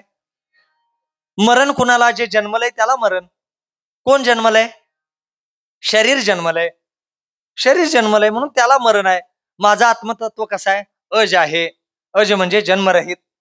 अज आहे म्हणून अजर आहे, त्याच्या ठिकाणी विकार नाहीत. माझ्या आत्म्याच्या ठिकाणी अज आहे, अजर आहे म्हणून ते अमर आहे. म्हणून माझं कसं आहे आत्मतत्व? न जायते म्रियते वा कदाचित नायम भूत्वा भविता वा न भूयो अजो नित्य शाश्वतोयम पुराणो न हन्यते न हन्यमाने शरीरे नैनम छिंदन्ति शस्त्राणि नैनम दहति पावकः न चैनम क्लेदयन्ति आपो न शोषयति मारुतः. असा मी सच्चिदानंद ब्रह्म आहे, जन्म मरणाच्या पलीकडचा आहे. असं राहिल्यानंतर आता जन्म मरणाचा संसार ज्यावेळी राहत नाही त्यावेळी म्हणावं, बीज भाजुनी केलेला आहे, बीज भाजुनी केलेला आहे, भाजुनी केलेला आहे. जन्म मरण नाही आम्हा, जन्म मरण नाही आम्हा, जन्म मरण नाही आम्हा, जन्म मरण नाही आम्हा, जन्म मरण नाही. रखुमाई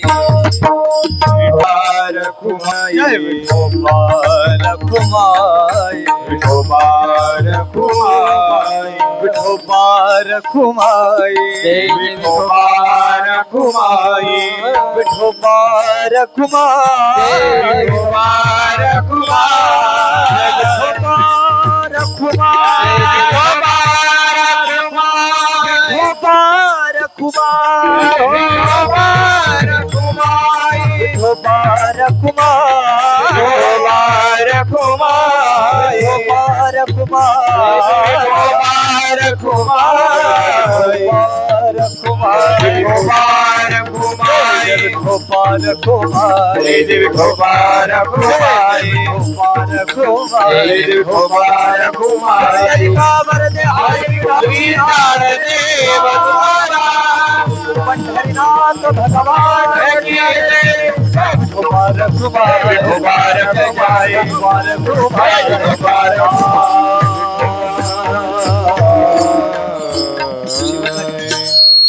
शेवट लागली येणार बरी थोडक्यात.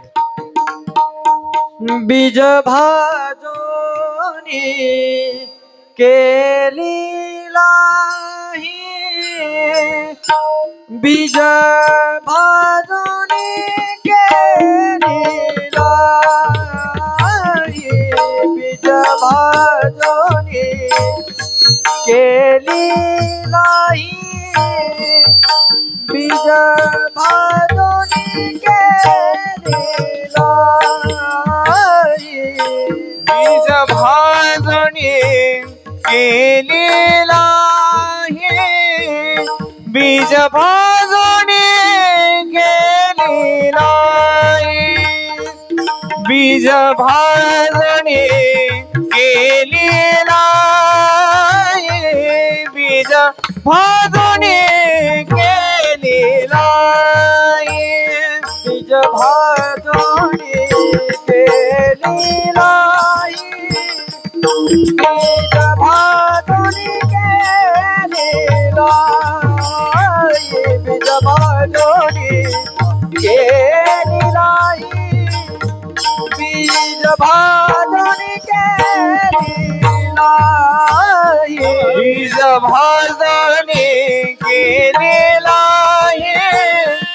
बीज भाजून केली लाई बीज भाजून केली लाई बीज भाजून केली लाई बीज भाजून केली लाई आम्हा जन्मा मरण नाही बीज भाजून केली लाई आम्हा जन्मा मरण नाही आम्हा जन्मा मरण नाही आम्हा जन्मा मरण नाही आकाराचे कैसा ठाव आकाराचे कैसा ठाव आकाराचे कैसा ठाव आकाराचे कैसा ठाव बीज भाजून केली नाही आम्हा जन्मा मरण नाही बीज भाजून केली नाही आम्हा जन्मा मरण नाही आम्हा जन्मा मरण नाही आम्हा जन्मा मरण नाही आकाराचे कैसा ठाव आकाराचे कैसा ठाव आकाराचे कैसा ठाव आकाराचे कैसा ठाव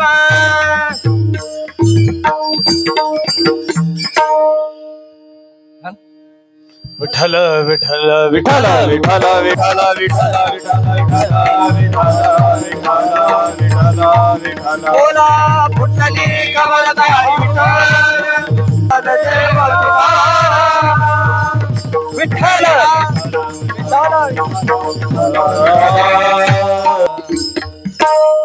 या उपाधी माझी गुप्त चैतन्याचे सर्वगत हे तत्वज्ञ संत स्वीकारिते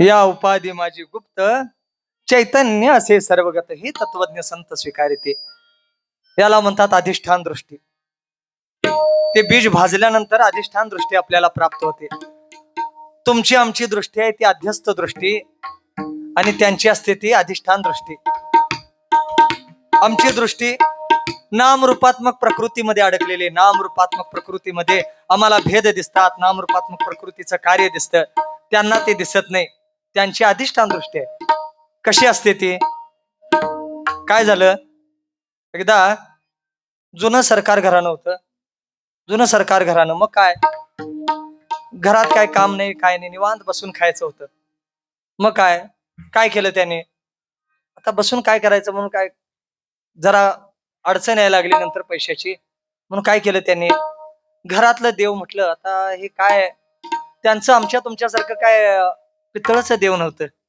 त्यांचं देव कसलं होतं सोन्याचं आमच्या तुमच्यासारखं देव कसं असतील त्यांचं सोन्याचं देव होतं म्हणून त्यांनी काय म्हटलं हे सोन्याचं देव कशाला पाहिजे देव म्हणजे देवच शेवटी सोन्याचं काय पितळाचं काय आणि दगडाचं काय मग हे सोन्याचं देव विकूया आणि काय करूया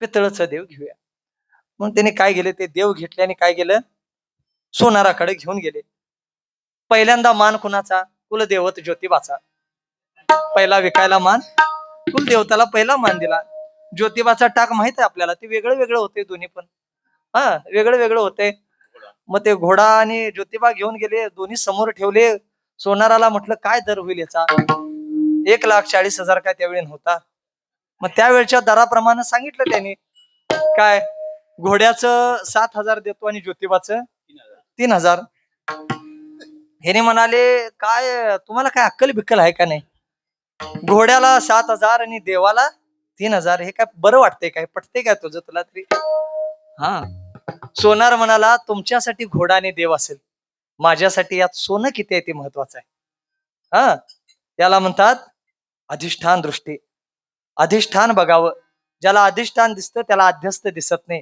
आणि ज्याला अध्यस्त दिसतं त्याला अधिष्ठान दिसू शकत नाही त्या देवाचं वर्णन करताना काय सांगितलंय ओम शांताकारं भुजंग शयनं पद्मनाभं सुरेशं विश्वाधारं गगन सदृशं त्याचं वर्णन किती सुंदर शब्द घटलाय, विश्वाधारम. विश्वाधार म्हणजे काय? विश्वाला आधार आहे. देव कसा आहे? विश्वाला आधार. आधार म्हणजे काय माहित आहे? आधार म्हणजे अधिष्ठान. घटाला म्हणजे मडक्याला आधार कुणाचा असतोय? चुंबळीचा नाही, मातीचा. घटाला आधार कुणाचा? मातीचा. घटातनं जर माती वजा केली, घटातनं जर माती वजा केली तर काय होतं? घट नावाची वस्तू सुद्धा नावाला राहत नाही. तसं दागिन्यातनं सोनं जर वजा केलं तर दागिना नावाची वस्तू सुद्धा सिद्ध होऊ शकत नाही. तसं या जगताला आधार त्या देवाचा आहे, त्या परमात्म्याचा आधार आहे, तो या अधिष्ठान आहे. त्या परमात्म्याला या जगतातनं जर वजा केला, जो परमात्मा या जगतामध्ये अस्थि भाती प्रिय रूपानं नटलेला आहे, त्याला जर या जगतातनं वजा केला तर जग नावाची वस्तू सुद्धा सिद्ध होऊ शकत नाही. दोरी आहे म्हणून सापाचा अध्यास होतो. जर दोरीच नसती तर सापाचा अध्यास तरी कसा झाला असता? हा, त्यामुळं तो अधिष्ठान आहे. ते अधिष्ठान दिसावं त्याला म्हणतात, काय म्हणतात? अधिष्ठान दृष्टी. अशी अधिष्ठान दृष्टी यावं. या जगतामध्ये सगळीकडे परमात्माच भरून उरलेला आहे, अशी दृष्टी यावी त्याला म्हणतात. मग अशी दृष्टी आली की मग त्याला काय? नामरूपात्मक प्रकृती दिसत नाही. परत त्या जगतातलं भेद दिसत नाहीत. जीव जड ईश्वर हे असलं भेद दिसत नाही त्याला. काय दिसतं त्याला? बघा कसं आहे, दोन प्रकारच्या आंधळ्यांचं वर्णन केलंय. एक आंधळा कसला? अज्ञानाचा आंधळा. ज्ञानदृष्टी हरपली, दोन्ही नेत्र आंधळे, तो अज्ञानी आंधळा. आणि दुसरा आंधळा ज्याचं वर्णन केलंय, सहज मी आंधळा गा निज निराकार पंथे, मी आंधळा गा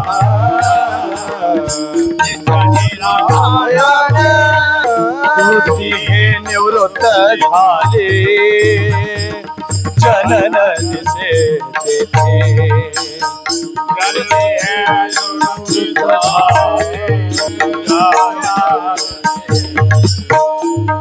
मी मागे हरपले ठाई जेथेच्या तेथे, मी मागे हरपले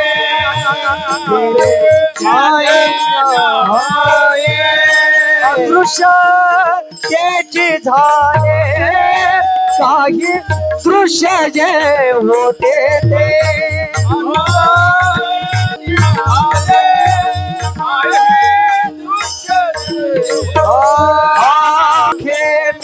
झालो गा शून्य सारोनी तेथे,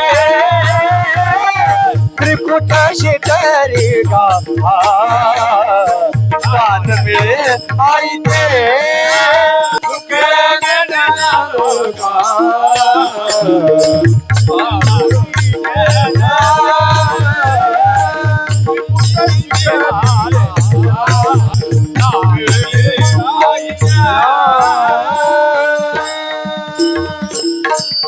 असा आत्मसाक्षात्कार झाल्यानंतर त्याला नाव काय? सहज आंधळा.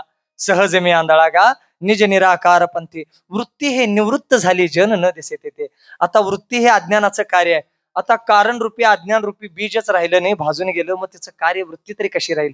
ती वृत्ती आता निवृत्त होते. सहज समाधी आहे त्याची. योग्याला बसून, ध्यानाला बसून समाधी लावावी लागते, पण ज्ञानाची दृढ अप्रोक्ष अनुभूती झाल्यानंतर त्याला चालता फिरता सहज समाधी आहे. वृत्ती हे निवृत्त झाली, जन न दिसे तिथे. त्याला जन दिसत नाही. जन नाही, सगळे जनार्दनच आहेत असं दिसायला लागतं. मी माझे हरपले ठाई जेतेच्या तेथे. मी आणि माझं, अहम आणि मम हे अध्यास कुठं उत्पन्न होतात? आत्मस्वरूपाच्या अज्ञानावर ते हरपतात. हरपणं शब्द कसा आहे माहित आहे? हरपणं म्हणजे काय? हरपणं म्हणजे कसं बघा, दोरीवर भासलेला साप. दोरीवर भासलेला साप कुठल्या काठीनं मारला तर मरल? कुठल्या काठीनं मारला तर मरल? अज्ञानानं भासलेला साप आहे, तो मरत नाही. त्याला जर घालवायचा झाला तर काय करावं? दोरीचं यथार्थ ज्ञान करून द्यावं. आणि एकदा त्या दोरीचं यथार्थ ज्ञान झालं तर तो दोरीवरचा साप कुठं जातोय? मग वारुळात जातोय काय? कुठल्या वारुळात जातोय? कुठेही जात नाही. ज्या ठिकाणी उत्पन्न झालं तिथंच हरपतं. कारण असा नियम आहे, अधिष्ठानाचं ज्ञान झाल्यानंतर अध्यस्त पदार्थ हा अधिष्ठान रूपानं प्रतीतीला यायला लागतो. तसं मी आणि माझं आत्मस्वरूपाच्या अज्ञानावर प्रतीती आलं आणि ते कुठं निवृत्त होतं? अधिष्ठानाच्या ठिकाणीच हरपतं. आणि काय झालं, अदृश्यतेची झाले काही दृश्य जे होते ते. नामरूपात्मक प्रकृती दिसत होती ते आता अदृश्य झालं आणि सगळीकडे भगवंतच व्याप्त आहे अशी दृष्टी यायला लागते. असं ज्यावेळी होतं त्यावेळी म्हणतात आकारासी कैसा ठाव. देह प्रत्यक्ष झाला. देव म्हणजे काय, आत्मा ब्रह्मरूप करणं काय फार नवल नाही त्यात. आत्मा मूळचा ब्रह्मरूपच आहे, त्याला ब्रह्मरूप करणं काय नवल नाही. देह ब्रह्मरूप व्हावा. देह हा पंचकृत पंचमहाभूतापासून बनलेला देह ब्रह्मीभूत व्हावा. असं होत नाही. काय होतंय, बरीच उदाहरणं आहेत आपल्याकडं. अर्जुनाच्या पायाच्या केसातनं सुद्धा कृष्ण कृष्ण ध्वनी येत होता. याला म्हणतात देह प्रत्यक्ष झाला देव. जनाबाईंच्या हाताचा स्पर्श झालेल्या शेनीतनं विठ्ठल विठ्ठल आवाज यायचा. याला काय म्हणतात, देह प्रत्यक्ष झाला. मेलेल्या चोखोबांच्या हाडातनं विठ्ठल विठ्ठल विठ्ठल आवाज यायचा. याला काय म्हणायचं, देह प्रत्यक्ष झाला देव. प्रपंचाकडं साक्षीत्वानं बघणं एक वेगळं असते. मी प्रपंचाचा साक्षी असं साक्षीत्वानं बघणं वेगळं. बायको ब्रह्मरूप वाटावी अशी दृष्टी आली तर समजावं काय, सगळंच ब्रह्मरूप दिसायला लागले. हा, देह प्रत्यक्ष झाला देव. तिसऱ्या चरणात महाराजांनी एक दृष्टांत दिलाय, साखरेचा नोहे ओस आम्हा कैसा गर्भवास. हा, आता प्रश्न विचारला महाराजांना. आता अशी अवस्था झाल्यानंतर मग तो महात्मा परत जन्म मरणाच्या चक्रात येतो काय. त्यावर महाराजांनी दृष्टांत देऊन सांगितला, साखरेचा नोहे ऊस. एकदा साखर झाली की त्याचं परत ऊस होतोय काय, होत नाही. एकदा साखर झाली की परत त्याचं ऊस होतच नाही. बुडणे खोटे पोहता थडी, स्वप्नी झाली ओढाओढी. बुडणं खोट आहे. एकटा असं दुथडी भरून नदी व्हायची. पावसाळ्याचे दिवस होते, नदी अशी भरून वाहत होती. एकटा पोहत पोहत पोहत त्या नदीच्या पलीकडे गेला आणि पलीकडे जाऊन रडत बसला. लोकांनी बघितलं, का रडालास बाबा. ते म्हणाले, मी जर ह्यात बुडून मेलो असतो तर. लोक म्हणाली, मेला असतास तर तुझं मड पूर्वेला गेला असतं, इकडे कसा काय आला असतास.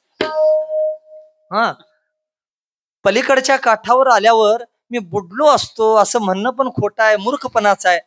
हा, तसं स्वप्ने झाली ओढी ओढी ओढाओढी. बुडणे खोटे पोहता थडी, स्वप्ने झाली ओढाओढी. म्हणजे काय, स्वप्न खरं काय खोटं, स्वप्न खरं काय खोटं, खोटं. पण स्वप्न खाली खरंच वाटतंय. स्वप्न बघताना खरं वाटतंय. खोटं कधी होतं, जागा झाल्यानंतर. हा, आता ती असं जागृती खोटी कधी, आत्मजागृती आल्यानंतर. हा, स्वप्नामध्ये जर तुमची भावकीत भांडणं झाली तर जागृतीमध्ये येऊन केस घालून चालत नाही. हा, जागा झाल्यावर केस घालून चालेल काय, स्वप्नात भांडणं झाल्यावर नाही चालत. हा, स्वप्न खोटं जागा झाल्यानंतर. तसं जागृती खोटी कधी, आत्मजागृती झाल्यावर, ज्ञानाची दृढ अप्रोक्ष अनुभूती आल्यानंतर ही जागृती सुद्धा खोटी होते. अशी जागृती आल्यानंतर, अशी आत्मजागृती आल्यानंतर परत तो जीव जन्माला येत नाही. बघा, दुधाचा दर काय आहे आपल्याकडं, 70 रुपये लिटर. 70 रुपये लिटर दूध. आता त्या दुधामध्ये दही आहे काय नाही, आहे का नाही, असल्याशिवाय कसं येईल त्यातनं. दही आहे, लोणी आहे काय नाही, त्यातच तूप आहे का नाही, तूप आहे. आता त्या दुधापासून जर तूप बनवायचं झालं तर काहीतरी प्रक्रिया करायला लागते का नाही आपल्याला. हा, दुधामध्ये पहिल्यांदा काय करावं, विरजन घालावं. मग त्याचं काय होतंय, दही होते. दुधामध्ये विरजन घातलं.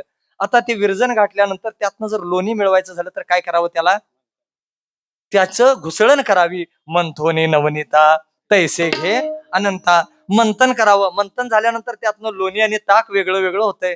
लोणी वेगळं, ताक वेगळं. आता ते लोण्याचा दर किती सांगा बघू, 300 किंवा 400 रुपये किलो लोण्याचा दर. हा, त्यांची डेअरी आहे त्यामुळे त्यांना दर माहित आहे सगळं. हा, 300-400 रुपये किलो लोण्याचा दर. आता त्या लोणीत एवढं झालं तरी पण त्यामध्ये अजून पाण्याचा अंश आहे त्या लोण्यामध्ये. आता तो अंश काढायचा झाला, त्याचं तूप करायचं झालं तर काय करायचं, त्याला त्या लोण्याला कडवावं. लोण्याला काय करावं, कडवावं. कशानं कडवावं, वैराग्याच्या अग्नीनं कडवावं. वैराग्याच्या अग्नीनं त्या लोण्याला कडवलं की त्याचं काय होतंय, तूप. आता एकदा तूप झालं की त्या तुपाचा दर काय सांगा आता, 600 ते 700 रुपये किलो. हा, आता एकदा 600-700 रुपये किलोचं तूप झालं की परत ते 70 रुपये लिटरनं जाईल काय, जात नाही. ते तूप तुम्ही 670 रुपये लिटर पासून आले, मला तेवढ्या दराला द्या म्हटलं तर शानं म्हणतील काय, मूर्ख म्हणतील तुम्हाला, मूर्ख म्हणतील.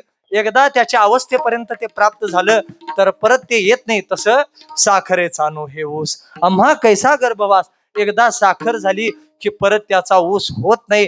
तसं एकदा ज्ञानाची दृढ अप्रोक्ष अनुभूती आल्यानंतर परत तो जन्म मरणाच्या चक्रात येत नाही. याला म्हणतात साखरेचा ऊस आंबा कैसा गर्भवास. शेवटच्या चरणात महाराज म्हणतात, तुका म्हणे अवघा जोग, तुका म्हणे अवघा जोग, आणि अवघा जोग, तुका म्हणे अवघा जोग, तुका म्हणे अवघा जोग, तुका म्हणे अवघा जोग, तुका म्हणे अवघा जोग, तुका म्हणे अवघा जोग. सर्वा घटे पांडुरंग, सर्वा घटे पांडुरंग, आकारासे कैसा ठाव, आकारासे कैसा ठाव, घटे पांडुरंग, सर्वांगी पांडुरंग, आकारासी कैसा ठाव, आकारासी कैसा ठाव.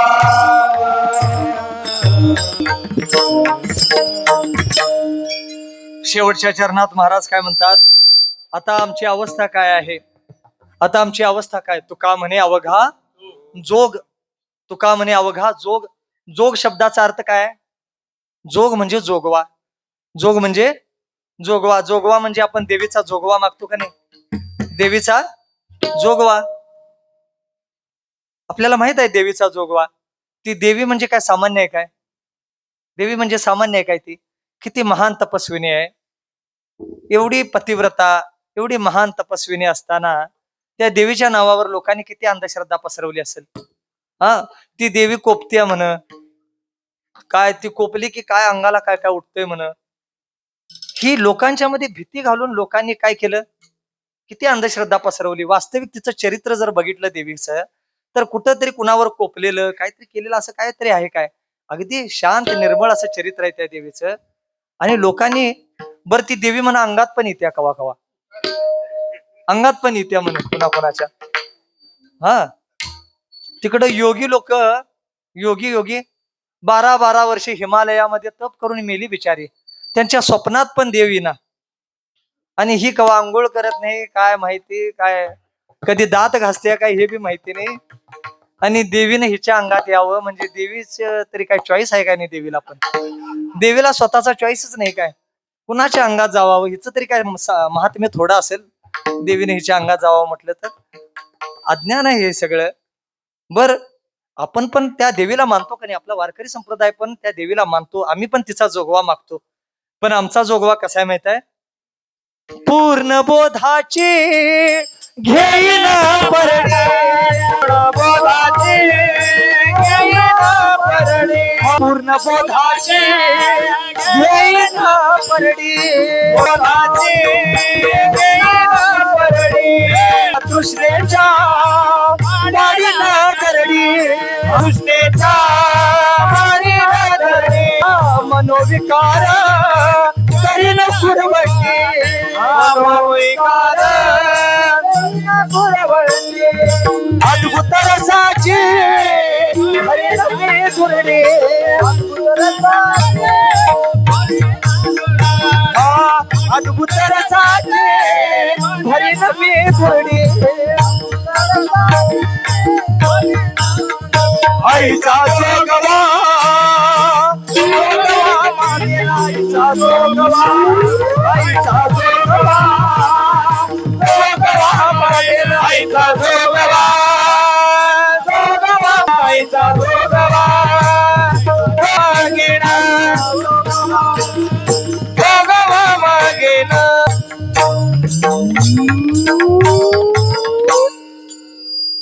वाटतंय नाही काय सांगितलं. आम्ही पण त्या देवीचा जोगवा मागतो, आपण पण वारकरी पण तिचा जोगवा आम्ही कसा मानतो. ओम पूर्णमद पूर्णपदं पूर्णात् पूर्णमुदच्यते पूर्णस्य पूर्णमादाय पूर्णमेवावशिष्य. पूर्णबोधाची घेऊन ही परडी, पूर्णबोधाची परडी आमची. तो परमात्मा कसा आहे, त्याच्यामध्ये अधिक केलं तरी पूर्ण, वजा केलं तरी पूर्ण, गुणाकार करा भागाकार करा, त्याच्या पूर्णत्वामध्ये कधीही खंड पडत नाही. असं ते पूर्ण तत्व ब्रह्मतत्व सगळीकडे भरलेलं आहे. ते ब्रह्मच सगळीकडे व्याप्त आहे. सर्वम खलविदम ब्रह्म अशी अनुभूती येणं म्हणजे काय, पूर्णबोधाची घेईन परडी असा अनुभव यावा. याला म्हणतात तुका म्हणे अवघा जोग. जोग म्हणजे अनुभव. जोग शब्दाचा अर्थ काय, अनुभव. ऐसा ज्याचा अनुभव विश्वदेव सत्यत्वे. हे विश्व नाही, विश्वंभरच उरलेलं आहे. विश्व नाही, विश्वंभर आहे. जग नाही, जनार्दनच सगळीकडे भरून उरलेला आहे. असा अनुभव येणं म्हणजे तुका म्हणे अवघा जोग. सर्वा घटी पांडुरंग म्हणजे काय, बिंब प्रतिबिंबवाद नावाचा एक न्याय आहे आपल्याकडे वेदांत शास्त्रामध्ये. बिंब प्रतिबिंबवाद म्हणजे काय, अशी 100 मडकी भरून ठेवावी पाण्यानं, 100 मडकी पाण्यानं भरून ठेवावी. हा, आता त्या पाण्या पौर्णिमेच्या चंद्राचं प्रतिबिंब त्या मडक्यामध्ये दिसतंय, त्या पाण्यामध्ये प्रतिबिंब दिसतंय. आता ते पाणी समजा लाल असलं तर चंद्राचं प्रतिबिंब पण कसं दिसणार, लालच दिसणार. पाणी जर पिवळं असलं तर चंद्राचं प्रतिबिंब कसं दिसेल, पिवळच दिसणार. आता समजा ते पाणी जर हलायला लागलं तर ते प्रतिबिंब पण काय होणार, हलणार नाही. हलणार, हलणार नाही हलणार. त्यांना रोजचं माहित आहे. हा, ते हलणार नाही. का हलणार नाही, प्रतिबिंब तेव्हाच हलेल ज्यावेळी वरचं बिंब हलेल. हल्लय फक्त पाणी, हल्लय फक्त पाणी. आपल्याला भ्रमानं काय वाटतंय, प्रतिबिंब हल्लेलं आहे. वास्तविक प्रतिबिंब हलत नाही. हा, प्रतिबिंब त्यावेळीच हलेल ज्यावेळी बिंब हलेल. आता एकाच बिंबाचं 100 घटामध्ये काय झाले, प्रतिबिंब झाले. एकच बिंब आहे, त्याचं प्रतिबिंब कशामध्ये 100 घटामध्ये झालेलं आहे. तसं देव काय सांगतो, ममे वंशो जीव लोके जीवभूता सनातन मनष्यष्ठानी इंद्रियानी प्रकृतीस्थानी कर्षती. म्हणजे हे सगळे माझेच अंश आहेत. देव काय म्हणतो, हे सगळे माझे अंश आहेत. अंश आणि अंशी यामध्ये भेद असत नाही. हा, अंश आणि अंशी यामध्ये भेद असत नाही. मिठाचं पाणी, समुद्राचं पाणी कसं असते सांगा, खारट. त्याच समुद्राच्या पाण्याचा एक थेंब जरी घेतला तर तो कसा असणार, खारटच असणार.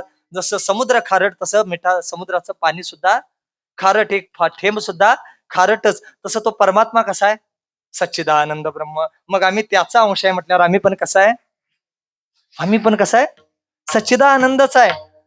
सर्वा घटी राम देहा देही एक, घटी राम देहा देही एक, घटी राम देहा देही एक, घटी राम देहा देही एक. प्रकाशक सहस्र रश्मी, सुहासक सहस्र रश्मी, हरि मुखे म्हणा, हरि मुखे म्हणा, हरि मुखे म्हणा, हरि मुखे म्हणा, हरि मुखे म्हणा, हरि मुखे म्हणा, हरि मुखे म्हणा, हरि मुखे गणना कोण करी, कोणाची गणना कोण करी, कोणाची गणना कोण करी. ज्ञानेश्वर माऊली ज्ञानराज माऊली, महाराज ज्ञानेश्वर माऊली, ज्ञानराज माऊली तुकाराम. ज्ञानेश्वर माऊली ज्ञानराज माऊली, महाराज ज्ञानेश्वर माऊली, ज्ञानराज माऊली महाराज. ज्ञानेश्वर ज्ञानेश्वर ज्ञानेश्वर माऊली, ज्ञानराज माऊली, महाराज ज्ञानेश्वर ज्ञानेश्वर ज्ञानेश्वर माऊली, ज्ञानराज माऊली, महाराज ज्ञानेश्वर माऊली, ज्ञानराज माऊली, महाराज ज्ञानेश्वर माऊली.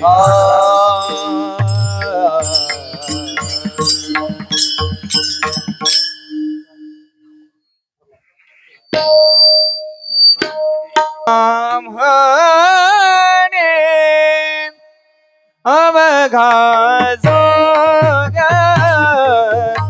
तुका म्हणे, अवघा जोग तुका म्हणे, अवघा जोग तुका म्हणे, अवघा जोग तुका म्हणे, अवघा जोग तुका म्हणे, अवघा जोग तुका म्हणे, अवघा जोग तुका म्हणे, अवघा जोग. सर्व घटी पांडुरंग सर्व घटी पांडुरंग आकारासी कैसा ठाव आकारासी कैसा ठाव सर्व घटी पांडुरंग सर्व घटी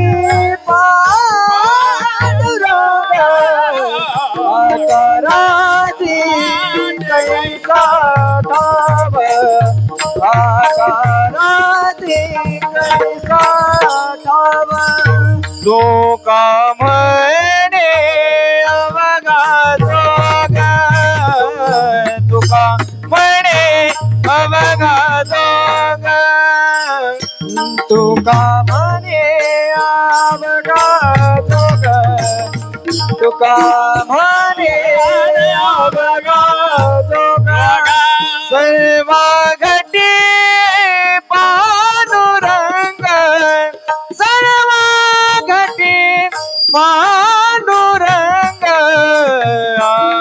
आम्हालाचे कैसा ठाव आकाराचे कैसा ठाव सर्व घटी पांडुरंग सर्व घटी पांडुरंग आकाराचे कैसा ठाव आकाराचे कैसा ठाव देह प्रत्यक्ष झाला देव देवा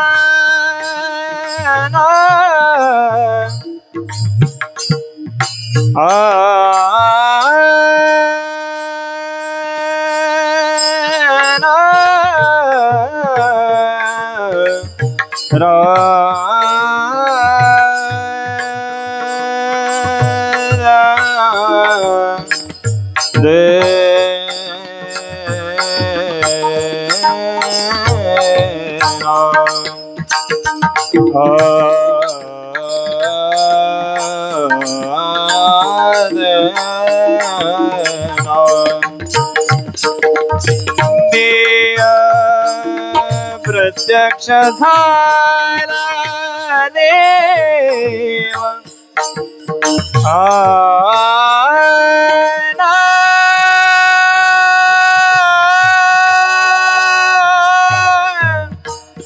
माऊली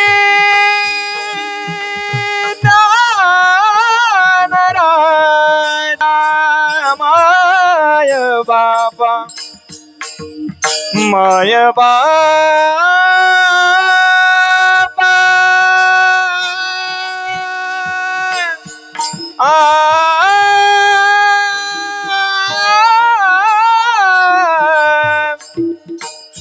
माऊली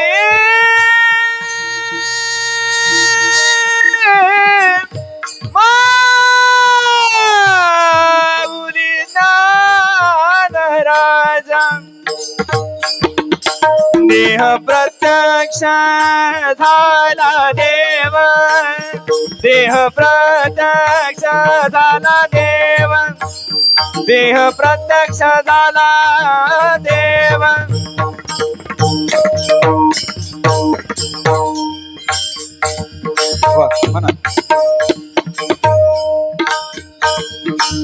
देह प्रत्यक्ष झाला देव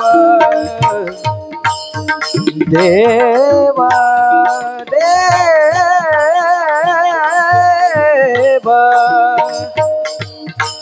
देव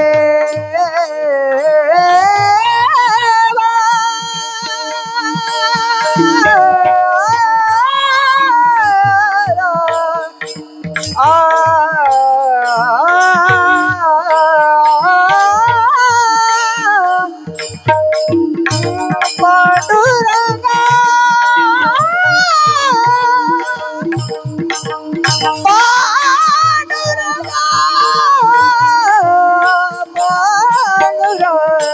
दे झाला प्रत्यक्ष देवा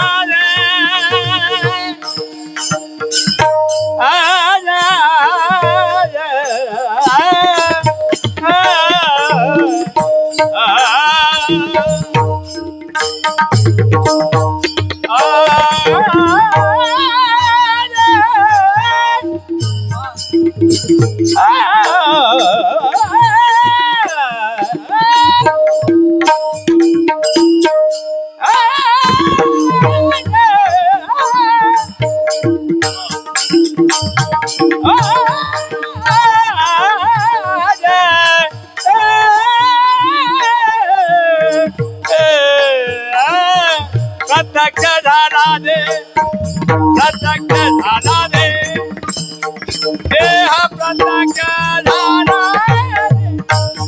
देह प्रत्यक्ष झाला देवा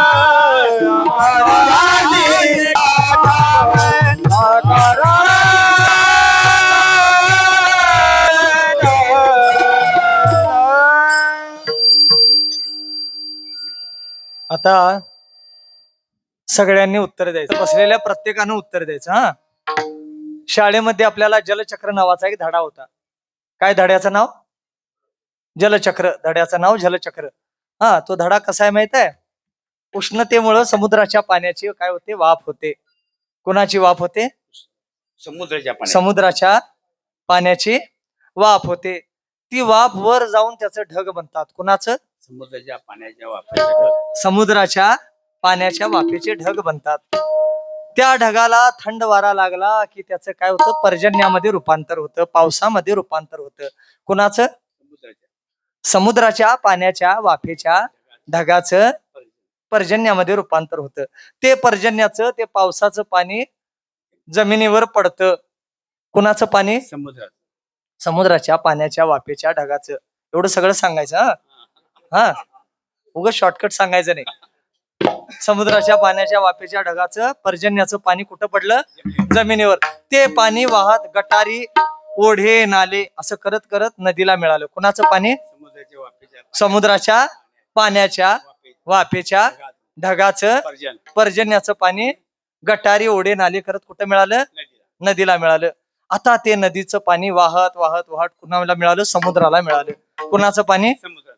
समुद्राच्या पाण्याच्या वाफेच्या ढाग्यात. हा, कुणाचं पाणी होतं? कुठं मिळालं? समुद्राचं पाणी समुद्राला मिळालं. मग मध्ये सगळं जे झालं ते काय होतं? हा, पाणी एकच. पाणी एकच, फक्त उपाधीच्या भेदानं त्यामध्ये फरक दिसला आपल्याला. वाफ, ढग, पर्जन्य, गटारीचं पाणी, ओढ्याचं पाणी, नदीचं पाणी, समुद्राचं पाणी. फरक फक्त कशाचा? उपाधीचा. पाणी सगळ्यांच्या मध्ये एकच आहे. तसं एकच परमात्मा सगळ्या स्थूल सूक्ष्म कारण रूपाने या सृष्टीमध्ये नटलेला आहे. अशी ज्यावेळी अनुभूती येते त्यावेळी म्हणावं, बीज भाजुनी की आम्हा जन्म मरण नाही, आकसा ठाव देह प्रत्यक्ष झाला देव. तुकाराम तुकाराम तुकाराम तुकाराम तुकाराम तुकाराम तुकाराम तुकाराम तुकाराम तुकाराम तुकाराम तुकाराम तुकाराम तुकाराम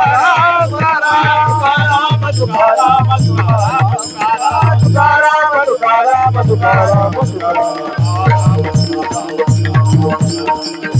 तुकाराम तुकाराम बीज भाजुनी केली नाही, अमरण नाही, आकारासी कैसा ठाव देह प्रत्यक्ष झाला देव. साखरेचा नोहे ऊस आम्हा कैचा गर्भवास, तुका म्हणे अवघा जोग सर्वा घटी पांडुरंग. झालेली सेवा तुम्हा सर्वांच्या चरणावर समर्पित करतो. इथं अनेक वर्षांपासून आम्ही गुरुजींच्या सोबत येत होतो. या गावाशी गुरुजींचं इथलं रेंदाळ ही जवळची काही गाव आहेत, अत्यंत जवळचं ऋणानुबंध आहेत. त्यामुळं त्यांच्यावर असलेले, गुरुजींच्यावर असलेलं प्रेम आहे, त्यामुळे तुम्ही आम्हाला ही सेवा दिलेली आहे. वास्तविक मला सांगा, मेहुण्यावर आपलं प्रेम असते का नाही? असते का नाही? असना नाही तर नसना इथल्या पुरतं म्हणा असते. वास्तविक ते मेव्हण्यावरचं प्रेम तुमचं कुणामुळे असते सांगा? बायकोमुळं. बायकोवर प्रेम असते म्हणून मेव्हण्यावर. तसं तुमचं आमच्यावरचं जे प्रेम आहे ते कुणामुळं? गुरुजींच्यामुळं. हा, तसं तुमच्यावर आमचं आणि तुमच्यावर आमचं हे ऋणानुबंध आहेत. हा, त्यामुळं तुम्ही त्या प्रेमाखातर आम्हाला ही सेवा करण्याची संधी दिली. वास्तविक त्यांची निर्माण झालेली पोकळी आम्ही भरून देण्यासाठी काय समर्थ नाही. त्यांची त्या अवस्थेचं कीर्तन करणं आम्हाला कधी शक्य होणार नाही. पण तरी पण त्यांच्या कृपेनं काय प्रयत्न करता येईल तेवढं प्रयत्न केला. झालेली सेवा तुमच्या चरणावर समर्पित करतो. आणि झालेली सेवा म्हणजे सांगण्याचं एक निवेदन म्हणजे येत्या 20 एप्रिल रोजी गुरुजींच्या आईची पुण्यतिथी आहे. हा, येताना आम्ही पत्रिका आणायला विसरलो फक्त. हा, पत्रिका द्यायच्या होत्या पण पत्रिका विसरल्या. फक्त त्या तुम्हाला आम्ही पोचवतो कसं पण. त्या 20 तारखेला आजींचं पुण्यतिथी आहे. प्रत्येक वर्षी आपण सगळे येतच असतात त्या कार्यक्रमाला. सकाळी ज्ञानेश्वरीचं पारायण आहे, दुपारी हरिपाठ, नंतर मठातल्या पकवाज विद्यार्थ्यांचा कार्यक्रम आहे, नंतर प्रवचन आहे.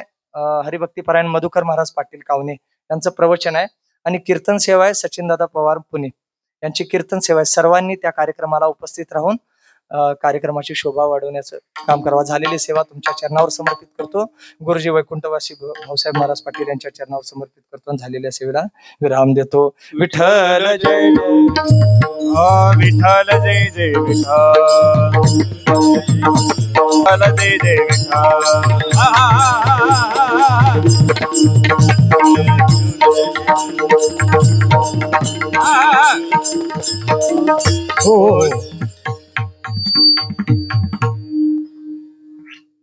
या ठिकाणी